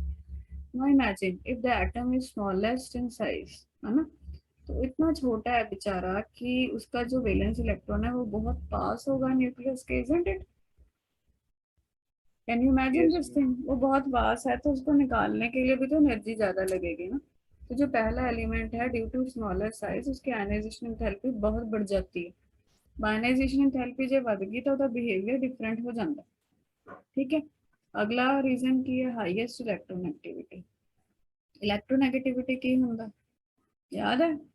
सारा ਆਪਾਂ डिस्कस ਕੀਤਾ ਸੀ, ਪੜ੍ਹਦੇ ਲਿਖਦੇ ਤੁਸੀਂ ਕੁਝ ਹੈ ਨਹੀਂ। ਉਹਦੀ ਟੈਂਡੈਂਸੀ ਕਿੰਨੀ ਹੁੰਦੀ ਹੈ ਜੋ ਕਿੰਨੀ ਟੈਂਡੈਂਸੀ ਆਪਣਾ ਇਲੈਕਟ੍ਰੋਨ ਰੱਖ ਕੇ ਸ਼ੇਅਰਡ ਪੇਅਰ ਨੂੰ ਆਪਣੀ ਤਰਫ ਅਟਰੈਕਟ ਕਰਨ ਦੀ ਕਿੰਨੀ ਕੁ ਟੈਂਡੈਂਸੀ ਹੈ? ਹਰਗੁਣ ਤੁਸੀਂ ਦੱਸੋ, ਜੇ ਸਾਈਜ਼ ਛੋਟਾ ਹੈ ਤਾਂ ਉਹਦੀ ਇਲੈਕਟ੍ਰੋਨੈਗੇਟਿਵਿਟੀ ਜ਼ਿਆਦਾ ਹੋਊਗੀ ਘੱਟ ਹੋਊਗੀ? ਜ਼ਿਆਦਾ ਹੋਏਗੀ। ਜ਼ਿਆਦਾ ਹੋਏਗੀ। ਸਾਈਜ਼ ਛੋਟਾ ਹੁੰਦਾ ਮਤਲਬ ਕੀ ਹੁੰਦਾ ਵੀ ਉਹਦਾ ਜਿਹੜਾ ਨਿਊਕਲੀਅਸ ਹੈ ਉਹ ਬਹੁਤ ਇਫੈਕਟਿਵ ਹੈ, ਤਾਂ ਇਲੈਕਟ੍ਰੋਨ ਪੇਅਰ ਨੂੰ ਖਿੱਚ ਲੇਗਾ ਮਤਲਬ ਉਹਦੀ ਇਲੈਕਟ੍ਰੋਨ ਐਕਟੀਵਿਟੀ ਬਹੁਤ ਜ਼ਿਆਦਾ ਹੈ, ਹਾਈਐਸਟ ਇਲੈਕਟ੍ਰੋਨ ਐਕਟੀਵਿਟੀ। ਤੇ ਡੀ ਆਰਬਿਟਲ ਐਬਸੈਂਟ ਲਿਖੇ ਨੇ, ਇਹ ਕਿਉਂ ਲਿਖਿਆ? ਜਿਹੜਾ ਵੀ ਰਾਜੇ ਪਹਿਲਾ ਮੈਂਬਰ ਹੈ ਨਾ ਪੀ ਬਲੌਕਸ ਦਾ, ਇੱਥੇ ਗਰੁੱਪ 15 ਦੀ ਗੱਲ ਹੋ ਰਹੀ ਹੈ, ਜਿਵੇਂ ਨਾਈਟ੍ਰੋਜਨ ਹੀ ਹੈ, ਨਾਈਟ੍ਰੋਜਨ ਦੀ ਕਨਫੀਗਰੇਸ਼ਨ ਆਪਾਂ ਕਈ ਵਾਰ ਲਿਖ ਚੁੱਕੇ ਹਾਂ। ਹੁਣ ਕੁਆਂਟਮ ਨੰਬਰ ਤੁਹਾਨੂੰ ਉਦੋਂ ਵੀ ਸਮਝਾਏ ਸੀ ਵੀ ਜੇ n ਦੀ ਵੈਲਿਊ 2 ਹੈ ਤਾਂ l 0 ਤੇ 1 ਹੈ, ਮਤਲਬ ਐਸੇ ਤੇ p ਸਬ ਸ਼ੈਲਸ ਹੀ ਹੋਣਗੀਆਂ, d ਸਬ ਸ਼ੈਲ ਹੈ ਹੀ ਨਹੀਂ। ਜੇ ਬਾਕੀਆਂ ਵਿੱਚ ਜਿਵੇਂ ਫਾਸਫੋਰਸ ਤੋਂ ਦੀ ਗੱਲ ਕਰੀਏ, ਨਾਈਟ੍ਰੋਜਨ ਤੋਂ ਬਾਅਦ ਫਾਸਫੋਰਸ ਆਉਂਦਾ, ਇਹਦੇ ਕਨਫੀਗਰੇਸ਼ਨ 3s2 3p3 ਬਣੇਗੀ। ਹੁਣ n ਦੀ ਵੈਲਿਊ ਜੇ 3 ਹੈ, l ਦੀ 0 1 2 SPD, ਤੁਹਾਨੂੰ ਕਨਫੀਗਰੇਸ਼ਨ ਚ ਚਾਹੇ D ਨਹੀਂ ਦਿਖਦਾ ਬਟ D ਹੁੰਦਾ। ਉਹੀ ਗੱਲ ਹੈ ਵੀ ਰੂਮਸ ਹੈਗੇ ਨੇ, ਹਲੇ ਗੈਸਟ ਆਏ ਨੇ, ਬਟ ਜਿਹੜੀ ਵਿਚਾਰੀ ਨਾਈਟ੍ਰੋਜਨ ਹੈ ਉਹਦੇ ਕੋਲ ਤਾਂ D ਹੈ ਹੀ ਨਹੀਂ। ਜੇ D ਨਹੀਂ ਹੈ ਤਾਂ ਹੀ ਉਹ ਆਪਾਂ ਕੀਤਾ ਸੀਗਾ ਵੀ ਉਹਦੀ ਕੋਵੈਲੈਂਸੀ ਮੈਕਸਿਮਮ 4 ਹੁੰਦੀ ਹੈ, ਜਦੋਂ ਕਿ ਬਾਕੀਆਂ ਦੀ 5 ਤੋਂ 6 ਤੱਕ ਜਾਂਦੀ ਹੈ। ਤਾਂ 4 ਰੀਜ਼ਨ ਹੋਏ ਨੋਰਮਲਸ ਬਿਹੇਵੀਅਰ ਦੇ। ਜਿਹੜਾ ਪਹਿਲਾ ਮੈਂਬਰ ਹੋਊਗਾ ਸਾਈਜ਼ ਸਭ ਤੋਂ ਛੋਟਾ, ਸਾਈਜ਼ ਸਭ ਤੋਂ ਛੋਟਾ ਹੋਣ ਦੇ ਨਾਲ ਆਇਨਾਈਜੇਸ਼ਨ ਥੈਰੇਪੀ ਸਭ ਤੋਂ ਜ਼ਿਆਦਾ, ਇਲੈਕਟ੍ਰੋਨ ਐਕਟੀਵਿਟੀ ਸਭ ਤੋਂ ਜ਼ਿਆਦਾ, ਤੇ D orbitals absent. Is it clear? Yes. अब आगे क्या है, आगे देखो क्या है। अब ये ध्यान से पढ़ना, जो मैं पॉइंट सब कराऊंगी अभी इसके रिलेटेड एक क्वेश्चन पूछूंगी मैं आप लोगों से। ਹੁਣ ਜਿਹੜਾ ਵੀ ਸਾਡੇ ਚ ਟੌਪਿਕਸ ਨੇ ਨਾ ਇਹ ਜੇ, ਤਾਂ ਪਹਿਲਾਂ ਤੋਂ ਸਾਨੂੰ ਇਹ ਕਹੂਗਾ ਵੀ ਇਦਾਂ ਹੁੰਦਾ ਹੈ ਨਾ। ਹੁਣ ਇਹ ਦੱਸ ਰਿਹਾ ਵੀ ਕਿਹੜੇ ਕਿਹੜੇ ਅਸਲ ਵਿੱਚ ਇਹ ਜਿਹੇ ਕਰੈਕਟਰ ਆਉਂਦੇ ਨੇ ਜਿੱਥੇ ਅਸਲ ਵਿੱਚ ਵੀ ਨੋਰਮਲਸ ਬਿਹੇਵੀਅਰ ਮਿਲ ਰਿਹਾ। ਅਸੀਂ ਕਹਤਾ ਜੀ ਨੋਰਮਲਸ ਬਿਹੇਵੀਅਰ ਦੇ ਰੀਜ਼ਨ ਹੈ। ਹੁਣ ਦੇਖ ਤਾਂ ਲਈਏ ਨੋਰਮਲਸ ਬਿਹੇਵੀਅਰ ਹੈ ਕਿੱਥੇ, ਦਿਖਾ ਵੀ ਰਿਹਾ कि नहीं। देखो पहला पॉइंट की है, nitrogen can form p pi multiple bonds. अब ये क्या होता है? With itself and with other element जिनका साइज स्मॉल है। ये सारी +1 में पढ़ा हुआ है तुम लोगों ने, थोड़ा रिवाइज करा देती हूँ मैं। p पाई बॉन्डिंग किसको बोलते हैं, बहुत आसान है। p पाई मल्टीपल बॉन्ड। s और p ऑर्बिटल तो जानते हो, s ऑर्बिटल से पेरिकल होते हैं, p ऑर्बिटल डंबल शेप होते हैं, ये पढ़ा हुआ है। Yes ma'am. ਹੁਣ ਦੇਖੋ ਬੇਟਾ, ਨਾਈਟ੍ਰੋਜਨ ਵਿੱਚ ਮੈਂ ਪੂਰਾ ਐਂਡ ਟੂ ਦਾ ਸਟਰਕਚਰ ਵੀ ਤੁਹਾਨੂੰ ਬਣਾ ਕੇ ਦੱਸ ਸਕਦੀ ਹਾਂ, ਜਾਂ ਤੁਹਾਡਾ ਜਸਟ ਥੋੜਾ ਆਈਡੀਆ ਲੈ ਲਓ। ਜਿਹੜੇ p ऑर्बिटल्स ਹੁੰਦੇ ਨੇ ਨਾ ਉਹਨਾਂ ਵਿੱਚ ਮਤਲਬ pp ਦੇ ਜੇ ਗੱਲ ਕਰੀਏ ਸਾਈਡਵੇਜ਼ ਓਵਰਲੈਪ ਹੁੰਦਾ। ਜਿਵੇਂ ਦੇਖੋ ਆਹ ਇੱਕ p ਹੈ, ਦੂਜਾ p ਹੈ, ਇਹਨਾਂ ਵਿੱਚ ਏਦਾਂ ਓਵਰਲੈਪ ਹੋ ਜਾਂਦਾ। ਓਵਰਲੈਪ ਮਤਲਬ ਇਹਦਾ ਇਲੈਕਟ੍ਰੋਨ ਕਲਾਊਡ ਇਸ p ਦਾ ਦੂਜੇ p ਦੇ ਇਲੈਕਟ੍ਰੋਨ ਕਲਾਊਡ ਨਾਲ ਥੋੜਾ ਜਿਹਾ ਮਤਲਬ ਓਵਰਲੈਪ ਕਰ ਜਾਂਦਾ। ਓਵਰਲੈਪ ਤਾਂ ਸਮਝ ਜਾਓਗੇ, ਮਿਕਸਿੰਗ ਟਾਈਪ ਸਿਚੁਏਸ਼ਨ ਹੋ ਜਾਂਦੀ ਹੈ। ਹੁਣ ਇਹਨੂੰ ਸਾਈਡਵੇਜ਼ ਓਵਰਲੈਪ ਕਹਿੰਦੇ ਆ, ਸ਼ਾਇਦ ਪਤਾ ਹੋਵੇ ਤੁਹਾਨੂੰ। ਇੱਕ ਏਦਾਂ ਓਵਰਲੈਪ ਹੁੰਦਾ ਉਹਨੂੰ ਹੈਡ ਔਨ ਓਵਰਲੈਪ ਕਹਿੰਦੇ ਆ, ਇੱਕ ਏਦਾਂ ਓਵਰਲੈਪ ਹੁੰਦਾ ਉਹਨੂੰ ਸਾਈਡਵੇਜ਼ ਓਵਰਲੈਪ ਕਹਿੰਦੇ ਆ। ਜਿਹੜੇ ਪਾਈ ਬੌਂਡ ਹੁੰਦੇ ਨੇ ਉਹ ਸਾਈਡਵੇਜ਼ ਓਵਰਲੈਪ ਨਾਲ ਬਣਦੇ ਆ, ਤੇ ਉਹ ਹਮੇਸ਼ਾ ਪੀਪੀ ਓਵਰਲੈਪ ਨਾਲ ਹੀ ਬਣਦੇ ਆ। ਐਸ ਹਮੇਸ਼ਾ ਸਿਗਮਾ ਬਣਾਉਂਦਾ ਬੌਂਡ, ਐਸ ਤੇ ਪੀ ਵੀ ਸਿਗਮਾ ਬਣਾ ਸਕਦੇ ਆ। ਜੇ ਮਤਲਬ ਪੀ ਸ਼ਾਇਦ ਪਤਾ ਹੋਵੇ ਤੁਹਾਨੂੰ 3 ਤਰ੍ਹਾਂ ਦੇ ਹੁੰਦੇ ਆ, ਪੀ ਐਕਸ, ਪੀ ਵਾਈ, ਪੀ ਜ਼ੈਡ। ਐਸ ਤੇ ਪੀ ਸਿਗਮਾ ਬਣਾ ਸਕਦੇ ਆ, ਬਟ ਪੀ ਜੇ ਲੈਣੇ ਆ ਉਹ ਮਤਲਬ ਇੱਕ ਏਦਾਂ ਵੀ ਹੁੰਦੇ ਨੇ। ਦੇਖੋ ਹੁਣ ਥੋੜਾ ਜਿਹਾ ਮੈਂ ਦੱਸ ਹੀ ਦਵਾਂ, +1 ਦਾ ਕਨਸੈਪਟ ਕਰਨਾ ਪੈਣਾ। ਪੀ ਐਕਸ, ਪੀ ਵਾਈ, ਪੀ ਜ਼ੈਡ 3 p ऑर्बिटल ਹੁੰਦੇ ਨੇ। ਇਹਨਾਂ ਵਿੱਚੋਂ ਜਿੱਦਾਂ ਮਰਜ਼ੀ ਇਹਨਾਂ ਦੀ ਓਰੀਐਂਟੇਸ਼ਨ ਤੁਸੀਂ ਮੰਨ ਲੈਂਦੇ ਹੋ, ਵੈਸੇ ਜ਼ਿਆਦਾਤਰ ਕੇਸਿਸ ਵਿੱਚ Z ਨੂੰ ਇੰਟਰਨਿਊਕਲੀਅਰ ਐਕਸਿਸ ਮੰਨਿਆ ਜਾਂਦਾ। ਅਲੋਂਗ ਦਾ ਇੰਟਰਨਿਊਕਲੀਅਰ ਐਕਸਿਸ ਹੋਣ ਦਾ ਮਤਲਬ ਹੈ ਵੀ ਇਦਾਂ ਦੀ ਓਰੀਐਂਟੇਸ਼ਨ ਨੂੰ PZ, ਤੁਹਾਨੂੰ ਦਿਖ ਰਿਹਾ ਇਹ ਵਾਲਾ ਲਿਖੋ ਨੀਲਾਪਨ, ਇਹ ਵਾਲੇ ਨੂੰ PZ ਮੰਨਦੇ ਆ, ਇਹਨੂੰ PX ਮੰਨ ਲੈਂਦੇ ਆ, ਇਹਨੂੰ PY ਮੰਨ ਲੈਂਦੇ ਆ। ਰੱਖਣ ਨੂੰ ਤਾਂ ਜਿੱਦਾਂ ਮਰਜ਼ੀ ਰੱਖੀ ਜਾਓ, ਬਟ ਇੱਕ ਫਿਕਸ ਕੀਤਾ ਹੋਇਆ ਜ਼ਿਆਦਾਤਰ ਇਹਨੂੰ PZ ਲੈਂਦੇ। ਹੁਣ ਜੇ ਇਹ PZ ਏਦਾਂ ਪਿਆ ਤਾਂ ਦੂਜਾ PZ ਇਹਦੇ ਨਾਲ ਸਾਈਡਵੇਜ਼ ਓਵਰਲੈਪ ਕਰੇਗਾ ਦੋਨੋਂ। ਜੇ PZ sorry head on overlap sigma bond ਬਣਾਉਂਦਾ। ਹੁਣ ਜੇ ਮੈਂ ਕਹਾਂ ਵੀ ਮੈਂ ਤਾਂ PX ਦੇਖਣੇ ਆ ਜੀ, PX ਤਾਂ ਇਹ ਵਾਲੇ ਨੂੰ ਕਹਿਣਾ, ਤਾਂ ਇਹ ਇੱਕ PX ਹੈ, ਦੂਸਰਾ ਇਹ ਤਾਂ ਏਦਾਂ ਹੀ ਓਵਰਲੈਪ ਕਰਨਗੇ। ਤਾਂ ਇਹ ਸਿਰਫ ਕਿਹੜਾ ਬੌਂਡ ਬਣਾ ਸਕਦੇ ਆ, ਸਾਈਡਵੇਜ਼ ਵਾਲੇ ਓਵਰਲੈਪ ਨੂੰ ਪਾਈ ਬੌਂਡ ਬੋਲਦੇ ਆ। ਕੀ ਤੁਹਾਨੂੰ ਇਹ ਗੱਲ ਸਮਝ ਆਈ? हाँ जी मैम। Yes ma'am. ਇਸੇ ਕਰਕੇ ਉਹਨੇ ਲਿਖਿਆ ਵੀ ਜਿਹੜੀ ਨਾਈਟ੍ਰੋਜਨ ਹੁੰਦੀ ਹੈ ਉਹ ਪੀ ਪਾਈ ਬੌਂਡ ਬਣਾ ਦਿੰਦੀ ਹੈ। ਕਿਵੇਂ ਬਣਾਉਂਦੀ ਹੈ ਜੇ ਤੁਸੀਂ ਚਾਹੁੰਦੇ ਹੋ ਮੈਂ ਤੁਹਾਨੂੰ ਇਹਦੀ ਡਿਟੇਲ ਵੀ ਥੋੜੀ ਜਿਹੀ ਸਮਝਾ ਸਕਦੀ ਹਾਂ। ਦੇਖੋ ਇਹ ਮੈਂ ਕਿਉਂ ਡਿਟੇਲ 'ਚ ਜਾਣੀ ਆ ਤਾਂ ਕਿ ਤੁਹਾਡਾ ਇੰਟਰਸਟ ਬਣੇ, ਨਹੀਂ ਤਾਂ ਫਿਰ ਹਰ ਚੀਜ਼ ਨੂੰ ਨਹੀਂ ਕ੍ਰੈਮ ਕਰ ਪਾਉਂਗੇ। ਨਾਈਟ੍ਰੋਜਨ ਦੀ ਕਨਫੀਗਰੇਸ਼ਨ ਇਹ ਹੈ ਬੇਟਾ, ਹੁਣ 2p3 ਹੈ ਲਾਸਟ ਵਿੱਚ, ਇੱਕ px 'ਚ ਚਲ ਜਾਂਦਾ, ਇੱਕ py 'ਚ ਚਲ ਜਾਂਦਾ, ਇੱਕ pz 'ਚ ਚਲ ਜਾਂਦਾ। ਹੁਣ ਤਿੰਨ ਬਣਾ ਲੈਂਦੇ ਆ ਆਪਾਂ ਨਾਈਟ੍ਰੋਜਨ ਦੇ। ਆ ਮੰਨ ਲਓ px ਹੈ ਨਾਈਟ੍ਰੋਜਨ ਦਾ, ਆ ਮੰਨ ਲਓ py ਹੈ, px ਲੈ ਲਓ, ਰੈਡ ਵਾਲਾ px ਹੈ, ਗ੍ਰੀਨ ਵਾਲਾ pz ਲਿਆ ਮੈਂ, ਤੇ ਬਲੂ ਵਾਲਾ py ਲੈ ਲੈਂਦੇ। ਇਹਨਾਂ ਸਾਰਿਆਂ ਕੋਲ ਇੱਕ ਇੱਕ ਇਲੈਕਟ੍ਰੋਨ ਹੈ। ਇਹ ਕਹਾਣੀ ਸਮਝ ਆ ਗਈ ਤੁਹਾਨੂੰ ਨਾਈਟ੍ਰੋਜਨ ਦੀ? यस ਹੁਣ N2 ਦਾ ਮਤਲਬ ਕੀ ਹੈ, ਦੋ ਨਾਈਟ੍ਰੋਜਨਸ ਨੇ ਆਪਸ ਚ ਬੌਂਡ ਬਣਾਉਣ। ਹੁਣ ਜੇ ਦੂਜੀ ਨਾਈਟ੍ਰੋਜਨ ਆਂਦੀ ਹੈ ਉਹਦੇ ਕੋਲ ਵੀ ਇਹੀ ਸਮਾਨ ਹੈ, ਸਮਾਨ ਦਾ ਮਤਲਬ ਇਹੀ ਇਲੈਕਟ੍ਰੋਨ ਨੇ। ਆ ਗਈ ਦੂਜੀ ਨਾਈਟ੍ਰੋਜਨ, ਉਹਦਾ ਵੀ ਆ pz ਹੈ, ਉਹਦੇ ਕੋਲ ਵੀ px ਹੈ, ਉਹਦੇ ਕੋਲ ਵੀ py ਹੈ, ਤੇ ਉਹਦੇ ਕੋਲ ਵੀ ਤਿੰਨਾਂ ਚ ਇੱਕ ਇਲੈਕਟ੍ਰੋਨ ਹੈ। ਹਨਾ, ਇੱਧਰ ਨੂੰ ਦਿਖਾ ਲਓ, ਉਹਦੀ ਓਰੀਐਂਟੇਸ਼ਨ ਉਲਟੀ ਕਰ ਦਿਓ, ਈਜ਼ੀ ਰਹੇ। ਹੁਣ ਜਦੋਂ ਇੱਕ ਦੂਜੇ ਦੇ ਨੇੜੇ ਪਹੁੰਚਣਗੇ ਦੋਨੋਂ ਐਟਮ, ਜਿਹੜੇ ਗ੍ਰੀਨ ਕਲਰ ਵਾਲੇ ਨੇ ਜਿਹਨੂੰ ਤੁਸੀਂ pz ਰੱਖਿਆ ਆਪਾਂ, ਇਹ ਓਵਰਲੈਪ ਕਰਨਗੇ ਏਦਾਂ ਹੈਡ ਔਨ, ਸਿਗਮਾ ਬੌਂਡ ਬਣਾਉਣਗੇ। ਜਦੋਂ ਨੇੜੇ ਪਹੁੰਚਣਗੇ ਰੈੱਡ ਵਾਲੇ ਕਿਵੇਂ ਓਵਰਲੈਪ ਕਰਨਗੇ, ਪੈਰਲਲ ਸਾਈਡਵੇਜ਼ ਪਾਈ ਬੌਂਡ ਬਣਾਉਣਗੇ। ਇਹ ਬਲੂ ਵਾਲੇ ਵੀ ਏਦਾਂ ਨੇ, ਇਹ ਵੀ ਸਾਈਡਵੇਜ਼ ਓਵਰਲੈਪ ਕਰਨਗੇ, ਇਹ ਵੀ ਪਾਈ ਬੌਂਡ ਬਣਾਉਣਗੇ। ਨਾਈਟ੍ਰੋਜਨ ਵਿੱਚ ਤਿੰਨ ਬੌਂਡ ਹੁੰਦੇ ਨੇ, ਇੱਕ ਹੁੰਦਾ ਸਿਗਮਾ, ਦੋ ਹੁੰਦੇ ਨੇ ਪਾਈ। ਹੁਣ ਇਸੇ ਕਰਕੇ ਆਪਾਂ ਕਹਿੰਦੇ ਆ ਪੀ ਪਾਈ ਬੌਂਡਿੰਗ ਨਾਈਟ੍ਰੋਜਨ ਬਣਾਉਂਦਾ, ਕਿਉਂਕਿ ਨਾਈਟ੍ਰੋਜਨ ਦਾ ਸਾਈਜ਼ ਬਹੁਤ ਛੋਟਾ ਹੈ, ਜਿਹਦੇ ਕਰਕੇ ਇਹਨਾਂ ਦਾ ਓਵਰਲੈਪ ਵਧੀਆ ਹੁੰਦਾ। ਛੋਟੇ ਛੋਟੇ ਆਰਬਿਟਲ ਨੇ ਤਾਂ ਅੱਛਾ ਖਾਸਾ ਪੋਰਸ਼ਨ ਮਿਕਸਿੰਗ ਵਿੱਚ ਚਲਾ ਜਾਂਦਾ। Is the point clear? Yes yes चलो अब देखो क्या बोल रहा है, कहता है nitrogen can form P pi multiple bond, मतलब ट्रिपल बॉन्ड बने जरा विद इटसेल्फ मतलब N2, या with other element of small size. जैसे आपने सुना होगा साइनाइड आयन बनता है, तो कार्बन का भी साइज छोटा है, तो उसके साथ भी मल्टीपल बॉन्ड बना सकता है कौन, नाइट्रोजन।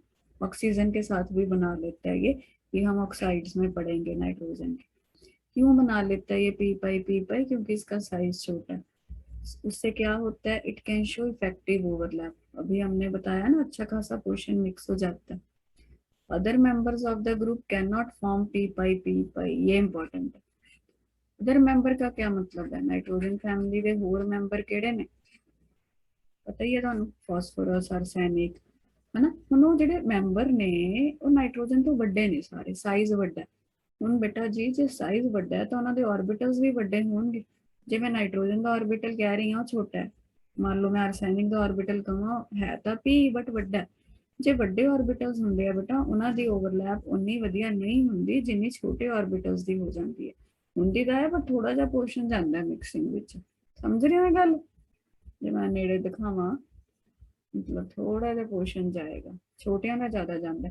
ਇਸ ਕਰਕੇ ਨਾਈਟ੍ਰੋਜਨ ਨੂੰ ਛੱਡ ਕੇ ਜਿਹੜੇ ਬਾਕੀ ਦੇ ਨੇ ਉਹ ਇੰਨੀ ਵਧੀਆ ਪੀ ਪਾਈ ਬੌਂਡਿੰਗ ਨਹੀਂ ਦਿਖਾਉਂਦੇ, ਕਿਉਂਕਿ ਉਹਨਾਂ ਦਾ ਸਾਈਜ਼ ਵੱਡਾ ਹੈ, ਜਿਹਦੇ ਕਰਕੇ ਉਹਨਾਂ ਦਾ ਓਵਰਲੈਪ ਇਨਇਫੈਕਟਿਵ ਜਾਂਦਾ। ਇਨਇਫੈਕਟਿਵ ਮਤਲਬ ਵਧੀਆ ਨਹੀਂ ਜਾਂਦਾ। ਇਸ ਕਰਕੇ ਉਹ ਮਲਟੀਪਲ ਬੌਂਡ ਨਹੀਂ ਬਣਾਉਂਦੇ। ਕੀ ਬਣਾਉਂਦੇ ਆ, ਸਿੰਗਲ ਬੌਂਡ ਬਣਾਉਂਦੇ ਨੇ। ਜਿਵੇਂ ਫਾਸਫੋਰਸ ਚ ਆਪਾਂ ਪੜਾਂਗੇ P4 ਬਣਦਾ, P4 ਦਾ ਸਟਰਕਚਰ ਬਣਾਉਂਗੀ ਇਦਾਂ ਕਰਕੇ ਸਿੰਗਲ ਬੌਂਡ ਬਣਾਈ ਜਾਂਦਾ। ਸਮਝ ਆ ਗਈ ਤੁਹਾਨੂੰ ਇਹ ਗੱਲ? यस मैम ਤਾਂ ਪਹਿਲਾ ਅਨੋਮਲਸ ਬਿਹੇਵੀਅਰ ਦਾ ਮਤਲਬ ਕੀ ਹੈ, ਕੀ ਅਨੋਮਲਸ ਬਿਹੇਵੀਅਰ ਅਸੀਂ ਉਰੇ ਮਤਲਬ ਰਿਲੇਟ ਕਰ ਸਕਦੇ ਹਾਂ।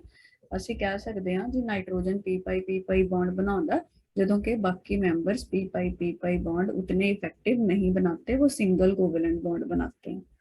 ठीक है, साइज की कहानी है सारी। इतना समझ में आ गया हरगुन? अब यस मैम। ये नोट्स दिख रहे हैं तुम लोगों को? सेकंड पॉइंट यस मैम ये वो है जो पी ब्लॉक के मैंने पार्ट 2 भेजा था ना। पार्ट 1 हमारा ऑलमोस्ट हो गया, एक टॉपिक छोड़ा है उसमें अभी मैंने, ऑक्साइड्स। ठीक है, वो कराऊंगी मैं, इम्पोर्टेंट है काफी, बट अभी के लिए उसको छोड़ा। अभी अनोमलस बिहेवियर पूरा कर रहे हैं। और कहाँ पे अनोमलस बिहेवियर दिखाता है। अच्छा, एक क्वेश्चन भी बहुत आंदा, कहता in group 15 phosphorus has the highest tendency to show catenation. ਕੀ ਤੁਸੀਂ ਆ ਵਰਡ ਸੁਣੇ कैटिनेशन? ਕਾਰਬਨ ਚ ਸੁਣਿਆ ਹੋਊਗਾ। हम चेन्स बना सकते हैं। ਹਾਂ, ਆਪਣੇ ਨਾਲ ਜਿਵੇਂ ਕਾਰਬਨ ਅੱਗੇ ਅੱਗੇ ਲੰਬੀਆਂ ਚੇਨਸ ਬਣਾਉਂਦਾ। ਹੁਣ ਜਿਹੜਾ ਗਰੁੱਪ 15 ਹੁੰਦਾ, ਕਹਿੰਦਾ ਇਹਦੇ ਵਿੱਚ ਜੇ ਸਾਰੇ ਮੈਂਬਰਸ ਨੂੰ ਸਟੱਡੀ ਕੀਤਾ ਜਾਏ, ਨਾਈਟ੍ਰੋਜਨ, ਫਾਸਫੋਰਸ, ਆਰਸੈਨਿਕ, ਐਂਟੀਮਨੀ, ਬਿਸਮਥ, ਉਹਨਾਂ ਵਿੱਚੋਂ ਸਭ ਤੋਂ ਜ਼ਿਆਦਾ ਕੈਟੀਨੇਸ਼ਨ ਦੀ ਟੈਂਡੈਂਸੀ ਫਾਸਫੋਰਸ ਦੀ ਹੈ। ਬਾਕੀਆਂ ਥੱਲੜਿਆਂ ਦੇ ਵੀ ਘੱਟ ਹੈ, ਨਾਈਟ੍ਰੋਜਨ ਦੀ ਤਾਂ ਹੈ ਹੀ ਘੱਟ। ਪਹਿਲਾਂ ਯਾਦ ਕੀ ਹੋ ਗਿਆ ਸਾਨੂੰ, ਹਾਈਐਸਟ ਕੈਟੀਨੇਸ਼ਨ ਦੀ ਟੈਂਡੈਂਸੀ ਕਿਹਦੀ ਹੈ? ਫਾਸਫੋਰਸ ਦੀ ਹੈ। ਕੈਟੀਨੇਸ਼ਨ ਦਾ ਮਤਲਬ ਸੈਲਫ ਲਿੰਕਿੰਗ। ਹੁਣ ਅੱਗੇ ਕੀ ਕਹਿੰਦਾ, nitrogen has less tendency than phosphorus. ਕਾਦੀ ਲੈਸ ਟੈਂਡੈਂਸੀ? ਕੈਟੀਨੇਸ਼ਨ ਦੀ। ਦੇਖਣ ਨੂੰ ਤਾਂ ਲੱਗਦਾ ਕਿ ਯਾਰ ਨਾਈਟ੍ਰੋਜਨ ਦਾ ਸਾਈਜ਼ ਛੋਟਾ ਹੈ, ਲੰਬੇ ਲੰਬੇ ਮਤਲਬ ਲੰਬੀਆਂ ਚੇਨ ਬਣਾ ਲੈਣੀਆਂ ਚਾਹੀਦੀਆਂ ਹਨ, ਬਟ ਕਹਿੰਦਾ ਇਦਾਂ ਨਹੀਂ ਹੁੰਦਾ। ਕਿਉਂ ਨਹੀਂ ਹੁੰਦਾ? ਇਹਦਾ ਰੀਜ਼ਨ ਹੁੰਦਾ ਰਾਜੇ ਇੰਟਰ ਇਲੈਕਟ੍ਰੋਨਿਕ ਰਿਪਲਸ਼ਨ। ਦੇਖੋ, ਨਾਈਟ੍ਰੋਜਨ ਵਿੱਚ ਟ੍ਰਿਪਲ ਬੌਂਡ ਬਣਦਾ, ਉਹ N2 ਬਣਾ ਕੇ ਖੁਸ਼ ਹੋ ਜਾਂਦਾ ਹੈ ਲੰਬੀਆਂ ਚੇਨ ਦੀ ਬਜਾਏ। ਕਿਉਂ? ਉਹੀ ਗੱਲ ਹੈ, ਕਿਉਂਕਿ ਉਹ ਚ ਪੀ ਪਾਈ ਬੌਂਡ ਬਣ ਜਾਂਦਾ। ਜਦੋਂ ਕਿ ਫਾਸਫੋਰਸ P2 ਦੀ ਬਜਾਏ ਬਲਕਿ ਉਹ P4 ਤੱਕ ਤਾਂ ਜਾਂਦਾ ਹੀ ਹੈ। ਇਹਦੇ ਵਿੱਚ ਬਾਲੀਆਂ ਲੰਬੀਆਂ ਨਹੀਂ ਬਣਦੀਆਂ ਕਾਰਬਨ ਦੀ ਤਰ੍ਹਾਂ, ਠੀਕ ਹੈ, ਬਟ ਫਿਰ ਵੀ ਨਾਈਟ੍ਰੋਜਨ ਨਾਲੋਂ ਤਾਂ ਲੰਬੀ ਚੇਨ ਹੀ ਹੋਗੀ ਇੱਕ ਤਰੀਕੇ ਦੀ। ਨਾਈਟ੍ਰੋਜਨ ਕਿਉਂ ਨਹੀਂ ਕਰ ਪਾਉਂਦਾ? ਕਿਉਂਕਿ ਨਾਈਟ੍ਰੋਜਨ ਦਾ ਸਾਈਜ਼ ਛੋਟਾ ਹੈ, ਇਸ ਕਰਕੇ ਉਹ ਹੋਰ ਨਹੀਂ ਅੱਗੇ ਨਾਲ ਆਪਣੇ ਹੋਰ ਨਾਈਟ੍ਰੋਜਨ ਨਾਲ ਜੋੜ ਪਾਉਂਦਾ, ਉਹਨਾਂ ਚ ਰਿਪਲਸ਼ਨਸ ਹੋਣ ਲੱਗ ਜਾਂਦੀਆਂ ਫਿਰ, ਕਿਉਂਕਿ ਇਲੈਕਟ੍ਰੋਨ ਬਹੁਤ ਜ਼ਿਆਦਾ ਨੇੜੇ ਹੋ ਜਾਣਗੇ, ਫਿਰ ਉਹ ਰਿਪੈਲ ਕਰਦੇ ਨੇ। ਜਦੋਂ ਕਿ ਫਾਸਫੋਰਸ ਵਿੱਚ ਸਾਈਜ਼ ਥੋੜਾ ਜਿਹਾ ਵੱਡਾ ਹੋਣ ਕਰਕੇ ਉਹ ਸਿੰਗਲ ਬੌਂਡ ਬਣਾ ਕੇ ਲੰਬੀਆਂ ਚੇਨਸ ਕੰਪੈरेटिव ਟੂ ਨਾਈਟ੍ਰੋਜਨ ਬਣਾ ਸਕਦੇ। ਕਲੀਅਰ? Yes ma'am. कोई पूछे कि सिंगल बॉन्ड NN का स्टेबल होगा या PP का? PP का सिंगल बॉन्ड स्टेबल है, N में ट्रिपल बॉन्ड स्टेबल बनता है। क्लियर? ये क्वेश्चन है, मैंने इसकी पिक ली थी, मैं आपको दिखाती हूँ। अच्छा, आगे कह रहे हैं nitrogen can not form P pi D pi bonds. ये भी एक तरीके की बेटा बॉन्डिंग होती है, इसको P पाई D पाई बॉन्डिंग बोलते हैं। देखो, ਪਹਿਲਾਂ ਤਾਂ ਸਮਝ ਲਿਆ ਕਰੋ ਨਾਮ ਤੋਂ ਹੀ, ਪਾਈ ਦਾ ਮਤਲਬ ਸਾਈਡਵੇਜ਼ ਓਵਰਲੈਪ। ਹੁਣ ਡੀ ਜਿਹੜੇ ਹੁੰਦੇ ਨੇ ਉਹਨਾਂ ਦੀ ਸ਼ੇਪ ਡਬਲ ਡੰਬਲ ਹੁੰਦੀ ਹੈ। ਡੀ ਵੀ ਆਰਬਿਟਲ ਹੁੰਦੇ ਨੇ, ਜਿੱਦਾਂ ਐਸ ਹੈ, ਪੀ ਹੈ, ਡੀ ਹੈ, ਐਫ ਹੈ। ਡੀ ਦੀ ਸ਼ੇਪ ਕਿਵੇਂ ਦੀ ਹੈ? Double dumbbell. ਤੇ ਪੀ ਨਾਲ ਓਵਰਲੈਪ ਜਦੋਂ ਕਰਦੇ ਆ ਉਹਨੂੰ ਡੀ ਪਾਈ ਪੀ ਪਾਈ ਬੌਂਡ ਕਹਿੰਦੇ। ਕੀ ਕਹਿੰਦੇ? ਡੀ ਪਾਈ ਪੀ ਪਾਈ ਬੌਂਡ। ਸਮਝ ਗਏ? ਹੁਣ ਨਾਈਟ੍ਰੋਜਨ ਤਾਂ ਵਿਚਾਰਾ ਇਹ ਕਰ ਹੀ ਨਹੀਂ ਪਾਏਗਾ, ਕਿਉਂਕਿ ਨਾਈਟ੍ਰੋਜਨ ਕੋਲ ਡੀ ਆਰਬਿਟਲ ਹੈ ਹੀ ਨਹੀਂ। ਬਾਕੀ ਮੈਂਬਰ ਫਿਰ ਵੀ ਕਰ ਲੈਂਦੇ ਆ, ਜਿਵੇਂ ਦੇਖੋ ਇੱਕ ਬਣਾਇਆ R3P ਐਵੇਂ ਕਰਕੇ। ਇਹਦਾ ਕੀ ਮਤਲਬ ਹੈ? R ਤਾਂ ਸਮਝਦੇ ਹੀ ਹੋ, ਅਲਕਾइल ग्रुप पढ़िया हुआ है ना। हाँ जी। R मिथाइल इथाइल हाँ जी। है ना। वो कह रहे हैं ਹੁਣ P ਤੇ ਆਕਸੀਜਨ ਵਿੱਚ ਇਹ ਬੌਂਡਿੰਗ ਹੈ D ਪਾਈ P ਪਾਈ। P ਫਾਸਫੋਰਸ ਕਿਉਂ ਬਣਾ ਰਹੇ? ਕਿਉਂਕਿ ਫਾਸਫੋਰਸ ਕੋਲ D ਨੇ, ਆਕਸੀਜਨ ਕੋਲ P ਹੈ, ਤੇ ਇਹ ਦੋਨੋਂ ਡਬਲ ਬੌਂਡ ਜਿਹੜਾ P ਪਾਈ D ਪਾਈ ਬੌਂਡ ਬਣਾਉਣਗੇ। ਹੁਣ ਉਰੇ ਜੇ ਮੈਂ ਕਹਾਂ, ਤੁਸੀਂ ਸੋਚੋ ਮੈਮ ਇਹ ਨਹੀਂ ਹੋ ਸਕਦਾ, ਨਹੀਂ, क्योंकि नाइट्रोजन बेचारी कुल तो डी है ही नहीं, तो फिर ये बॉन्ड ही नहीं बना पाएगा। समझ गए? हाँ जी। जो समझ गए तो एक क्वेश्चन करो, एक मिनट मैं अभी पिक डाउनलोड कर ला फिर दिखाऊंगी।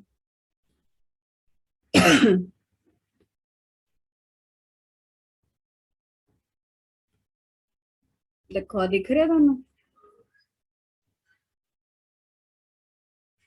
दिख रहा है question? Yes ma'am.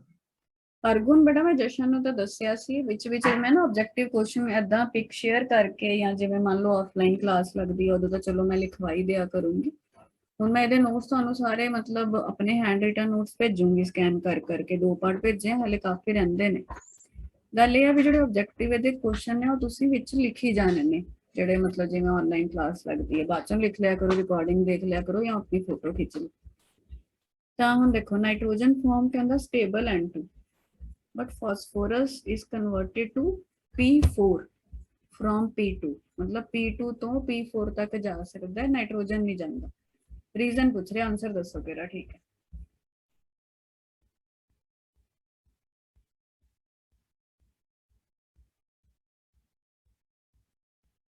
Ma'am B होएगा answer. Yes, very good. B option ठीक है जी। ਹੁਣ ਦੇਖੋ ਪਹਿਲੀ ਆਪਸ਼ਨ ਤਾਂ ਹੋ ਹੀ ਨਹੀਂ ਸਕਦੀ, ਪੀ ਪਾਈ ਫਾਸਫੋਰਸ ਤਾਂ ਸਟਰੋਂਗ ਹੁੰਦਾ ਹੀ ਨਹੀਂ, ਉਹ ਤਾਂ ਵੀਕ ਹੁੰਦਾ। ਕਿਉਂ ਕਿਉਂ ਵੀਕ ਹੁੰਦਾ ਹਰਗੁਣ? ਕਿਉਂਕਿ ਉਹਦੇ ਬੌਂਡ ਲੈਂਥ ਵੱਡੀ ਹੁੰਦੀ ਹੈ ਸਾਈਜ਼ ਕਰ। ਸਾਈਜ਼ ਜ਼ਿਆਦਾ ਰਜੇ, ਸਾਈਜ਼ ਜ਼ਿਆਦਾ ਹੋਣ ਹਾਂ ਇਸ ਦਾ ਤਾਂ ਬੌਂਡਿੰਗ ਘੱਟ ਹੁੰਦੀ। ਸਾਈਜ਼ ਜ਼ਿਆਦਾ ਹੋਣ ਕਰਕੇ ਉਹਦੇ ਵੱਡੇ ਆਰਬਿਟਲਸ ਹੈ, ਇਸ ਕਰਕੇ ਉਹ ਸਾਈਡਵੇਜ਼ ਓਵਰਲੈਪ ਵਧੀਆ ਨਹੀਂ ਕਰ ਸਕਦਾ, ਇਸ ਕਰਕੇ ਉਹ ਵੀਕ ਹੈ। ਬੀ ਆਪਸ਼ਨ ਠੀਕ ਹੈ। ਸੀ ਆਪਸ਼ਨ ਟ੍ਰਿਪਲ ਬੌਂਡ ਫਾਸਫੋਰਸ ਤਾਂ ਹੁੰਦਾ ਹੀ ਨਹੀਂ। ਡੀ ਆਪਸ਼ਨ ਆਪਾਂ ਹੁਣੇ ਕੀਤਾ ਵੀ ਜਿਹੜਾ ਸਿੰਗਲ ਬੌਂਡ ਹੈ ਉਹ ਨਾइट्रोजन ਦਾ ਵੀਕ ਹੈ, ਫਾਸਫੋਰਸ ਦਾ ਬਲਕਿ कंपैरेटिवली स्ट्रॉन्ग है। ठीक है, तो अब ये देखो आपके पार्ट 1 कंप्लीट हो गए हैं, एक्सेप्ट ऑक्साइड्स। ये पार्ट 2 शुरू हुआ है। अब देखो ग्रुप 15 ही चल रहा है हले, थोड़ियां जिही बेसिक गल्लां नाइट्रोजन बारे डिस्कशन हो गई है। नाइट्रोजन ਦੇ ਆਕਸਾਈਡ ਛੱਡ ਕੇ ਅਸੀਂ ਸਾਰੇ ਦੇ ਕੰਪਾਊਂਡ ਪੜ੍ਹ ਲਏ। ਅਸੀਂ ਅਮੋਨੀਆ ਪੜ੍ਹ ਲਿਆ, ਅਸੀਂ नाइट्रोजन पढ़ ली, ਅਸੀਂ नाइट्रिक एसिड पढ़ लिया, अनॉमलस बिहेवियर देख लिया। नाइट्रोजन से अगला मेंबर फॉस्फोरस है। अब आप सोच रहे होगे कि मैम हर एलिमेंट को पढ़ना है, नहीं, नाइट्रोजन और फॉस्फोरस ही है सिलेबस में, सारे नहीं है। ठीक है, और फिर याद दिला रही हूँ ग्रुप 15 और ग्रुप 16 ही है, थोड़ा सा लेंथी, 17-18 बहुत आसान है। तो फॉस्फोरस बेटा कई टाइप्स का होता है, व्हाइट फॉस्फोरस, येलो फॉस्फोरस और ब्लैक फॉस्फोरस। तीनों के थोड़े कैरेक्टरिस्टिक देखने हैं हमने। व्हाइट फॉस्फोरस जो होता है वो ट्रांसल्यूसेंट होता है। ट्रांसल्यूसेंट समझते हो ना, ट्रांसपेरेंट और ओपेक के बीच में, बोलो। Yes ma'am. मतलब ਉਹਦਾ ਟੈਕਸਚਰ ਸਮਝਾਉਣ ਦੀ ਕੋਸ਼ਿਸ਼ ਕਰ ਰਹੇ ਹੈ। ਵਾਈਟ ਕਲਰ ਦਾ ਵੈਕਸੀ ਉਹਦਾ ਮਤਲਬ ਟੈਕਸਚਰ ਹੁੰਦਾ ਤੇ ਸੋਲਿਡ ਹੁੰਦਾ। ਗਾਰਲਿਕ ਉਹਦੀ ਆਰਡਰ ਗਾਰਲਿਕ ਵਰਗੀ ਹੈ, ਲਸਣ ਵਰਗੀ ਹੈ, ਪੋਇਸਨਸ ਹੁੰਦਾ, ਕੈਨ ਕਾਜ਼ ਜਾ ਬੋਨ ਡਿਕੇ। ਠੀਕ ਹੈ, ਇਹ ਮਤਲਬ ਕੋਈ ਬਿਮਾਰੀ ਹੈ ਟੁੱਥ ਦੀ, ਉਹ ਕਰ ਸਕਦਾ। ਵਾਟਰ ਦੇ ਵਿੱਚ ਇਨਸੋਲੂਬਲ ਹੈ, ਬਟ CS2 ਹੁੰਦਾ ਕਾਰਬਨ ਡਾਈਸਲਫਾਈਡ, ਉਹਦੇ ਵਿੱਚ ਸੋਲੂਬਲ ਹੈ। अगला करैक्टर की है, इट शोज कैमील्यूमिनेसेंस फॉस्फोरेसेंस। प्रॉपर्टी ਹੁੰਦੀ ਹੈ ਇਹ ਵੀ ਉਹ ਗਲੋ ਕਰਦਾ ਹੈ, ਉਹਨੂੰ ਫਾਸਫੋਰੈਸੈਂਸ ਜਾਂ ਕੈਮੀਲੂਮੀਨੈਸੈਂਸ ਕਹਿੰਦੇ ਆ। ਠੀਕ ਹੈ, ਹਵਾ ਦੇ ਵਿੱਚ ਰੱਖੀਏ ਤਾਂ ਆਕਸੀਡਾਈਜ਼ ਕਰਕੇ ਗ੍ਰੀਨ ਕਲਰ ਦਾ ਗਲੋ ਦਿਖਾਉਂਦਾ ਹੈ, ਇਸੇ ਕਰਕੇ ਉਹਨੂੰ ਕਹਿੰਦੇ ਆ ਇਹ ਫਾਸਫੋਰੈਸੈਂਸ ਦਿਖਾ ਰਿਹਾ। ਬਹੁਤ ਰਿਐਕਟਿਵ ਹੈ, ਘੱਟ ਸਟੇਬਲ ਹੈ ਡਿਊ ਟੂ ਹਾਈ। ਇਹ ਦੇਖੋ ਇਹ ਕੀ ਲਿਖਿਆ, ਸ਼ਾਇਦ ਤੁਹਾਡੇ ਤੋਂ ਵਰਡ ਪੜਿਆ ਨਾ ਜਾਵੇ, ਇਹਨੂੰ ਲਿਖ ਲਿਓ। ਇਹ ਹੈ ਬੇਟਾ ਸਟ੍ਰੇਨ, एंगल स्ट्रेन बोलते हैं। ਆਪਾਂ ਕਹਿੰਦੇ ਕੋਈ ਜਿਵੇਂ ਦਰਦ ਹੋ ਜਾਂਦਾ ਕਿਤੇ, ਆਪਾਂ ਕਹਿੰਦੇ ਸਟ੍ਰੇਨ ਪੈ ਰਿਹਾ। ਹਾਈ ਐਂਗਲ ਸਟ੍ਰੇਨ ਦਾ ਮਤਲਬ ਕੀ ਹੁੰਦਾ? ਦੇਖੋ ਇਹ ਜਿਹੜੇ ਐਂਗਲ ਹੁੰਦੇ ਆ ਨਾ ਬੇਟੇ 60 ਡਿਗਰੀ ਦੇ, ਤਾਂ ਇਹ ਕਾਫੀ ਮਤਲਬ ਮੁਸ਼ਕਿਲ ਦੇ ਤਰੀਕੇ ਨਾਲ ਇਹ ਸਟਰਕਚਰ ਬਣਿਆ ਹੁੰਦਾ, ਇਸ ਕਰਕੇ ਜ਼ਿਆਦਾ ਸਟੇਬਲ ਨਹੀਂ ਹੁੰਦਾ, ਫਟਾਫਟ ਟੁੱਟ ਜਾਂਦਾ ਐਂਗਲ, ਕਿਉਂਕਿ ਛੋਟਾ ਹੈ ਇਹ। ਹੁਣ ਜੇ ਕੋ ਆਪਾਂ ਕਹੀਏ ਜੀ ਲੀਨੀਅਰ ਹੈ 180 ਤੇ ਹੈ, ਤਾਂ ਉਹ ਚੀਜ਼ ਬੜੀ ਸਟੇਬਲ ਹੈ, ਆਪਣਾ ਆਰਾਮ ਨਾਲ ਪਈ ਹੈ। ਜਿੰਨਾ ਐਂਗਲ ਘਟਦਾ ਜਾਂਦਾ ਉਨੀ ਉਹਦੀ ਸਟੇਬਿਲਿਟੀ ਘਟ ਜਾਂਦੀ ਹੁੰਦੀ ਹੈ, ਕਿਉਂਕਿ ਉਹਦੇ ਤੇ ਦਬਾਅ ਪੈਣ ਲੱਗ ਜਾਂਦਾ। ਇਹਦਾ ਸਟਰਕਚਰ ਕਿਵੇਂ ਹੁਣ ਬਣਿਆ ਹੁਣ ਦੱਸਦੀ ਹਾਂ ਤੁਹਾਨੂੰ। ਫਾਸਫੋਰਸ ਕੋਲ ਕਿੰਨੇ ਵੈਲੈਂਸ इलेक्ट्रॉन ਹੁੰਦੇ ਆ? Please answer. 5, बिल्कुल ठीक है। ग्रुप 15 के सारे मेंबर्स के पास ही 5 हैं, तो ये मैंने बना लिए। 1 2 वैलेंस इलेक्ट्रॉन ही बॉन्ड बनाते हैं। अब आप सोच रहे होगे कि मैम वैलेंस ही क्यों पूछते हैं हर बार? जो बॉन्डिंग ज्यादातर केसेस में कोई भी जो बॉन्ड बनता है उसमें वैलेंस इलेक्ट्रॉन ही पार्टिसिपेट करते हैं। अब ये दूसरा फॉस्फोरस है, इसके पास भी 5 है। तो ये जो अब ये देखो हर एक फॉस्फोरस के पास 5 है, इतना तो समझ गए? Yes ma'am. तो अब ये क्या, अब शेयरिंग कर लेते हैं ये आपस में। कैसे देखो, अब ये देखो 1 2 1 1 तो इसका अपना ही था, 5 तो अब ये इसने इसके साथ शेयर करके एक बॉन्ड बना लिया। 6 इसके साथ 7 और इसके साथ 8। अब मैं इसकी बात करूं, 5 इसके अपने, 1 इसके, ये इसका ऑक्टेट पूरा हो गया इधर वाले का। समझ गए? दोबारा बताऊं? समझ गया मैम। समझ गई। तो सिमिलरली बाकी सभी, एक मिनट ये क्या हो गया, दिख रहा है अभी आपको notes? Yes ma'am. Yes ma'am. बाकी सभी के भी ऑक्टेट ऐसे ही पूरे हो गए हैं, बाकी सभी के मतलब ये जो 4 फॉस्फोरस है, तो it is stored under water. क्यों? रिएक्टिव ज्यादा है इसीलिए। ठीक, रैट पॉइजन में यूज करते हैं, ये रिएक्शन इंपॉर्टेंट है क्वेश्चन पॉइंट ऑफ व्यू से, इसको समझाती हूँ।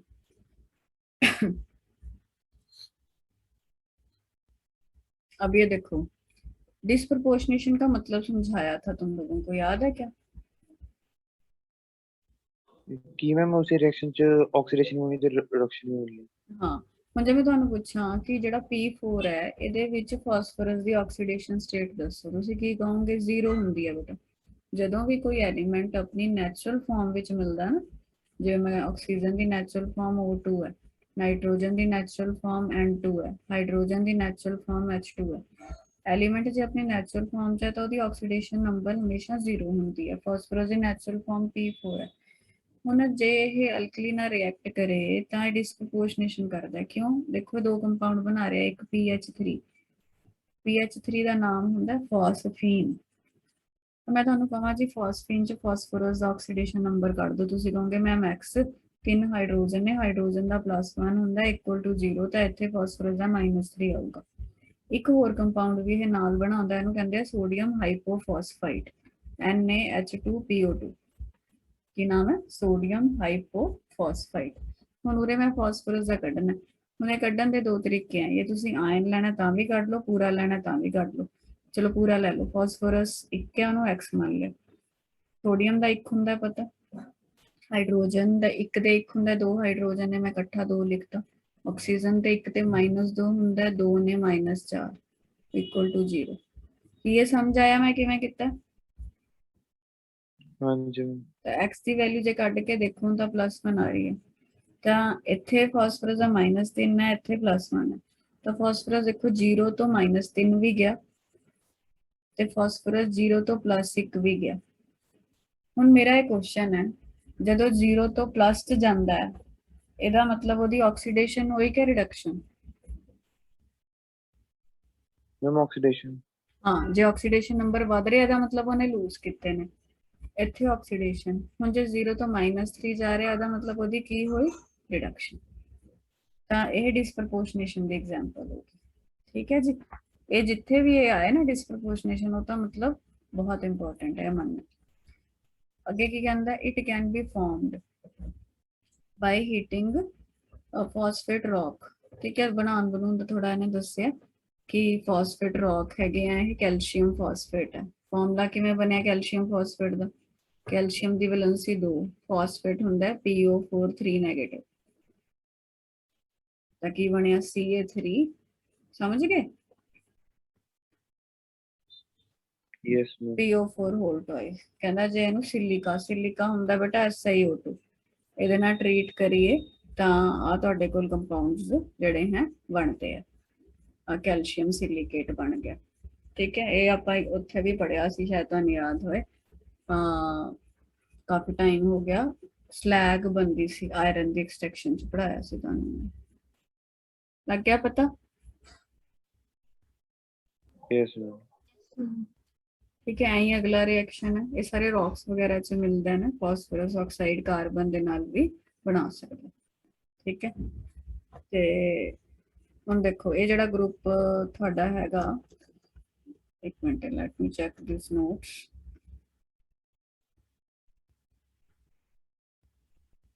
ਇਹ ਸਾਰੇ 2 ਨੋਟਸ ਨੇ। ਠੀਕ ਹੈ, ਇਸ ਤੋਂ ਬਾਅਦ ਮੈਂ ਪਾਰਟ 3 ਭੇਜੂੰਗੀ ਤੇ ਕੱਲ ਦਾ ਬੇਟਾ ਮੈਂ ਮੈਸੇਜ ਕਰੂੰਗੀ ਟਾਈਮਿੰਗਸ ਜੇ ਲੱਗਣੀ ਹੋਈ, ਜੇ ਮੈਂ ਨਾ ਕੀਤਾ ਇਹਦਾ ਮਤਲਬ ਨਹੀਂ ਲੱਗੇਗੀ।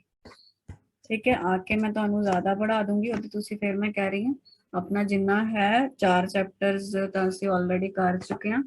ਇਹ ਵੀ ਤੁਹਾਡਾ ਕਾਫੀ ਤਾਂ ਨਹੀਂ ਮੈਂ ਕਹਿ ਸਕਦੀ, ਅੱਧਾ ਵੀ ਨਹੀਂ, ਹਲੇ ਤਾਂ ਮੈਂ ਕਹਿ ਸਕਦੀ 1/3 ਕਹਿ ਸਕਦੀ ਹਾਂ ਖਤਮ ਹੋ ਕੇ, ਕਿਉਂਕਿ ਬਾਕੀ ਪੋਰਸ਼ਨ ਛੋਟੇ ਨੇ। ਇਸ ਕਰਕੇ ਜਿੰਨਾ ਕਰਾਇਆ, ਹਲੇ 2 ਦਿਨ ਹੈਗੇ, ਕੋਸ਼ਿਸ਼ ਕਰੂੰਗੀ ਦੋਨੋਂ ਦਿਨ ਪੜ੍ਹਾ ਦਾਂ ਤੇ ਉਹ ਸਾਰਾ ਆਪਣਾ ਕਰ ਲਿਓ। ਐਨੀ doubts? No ma'am. No, ma'am. Okay beta, good night. Thank you ma'am.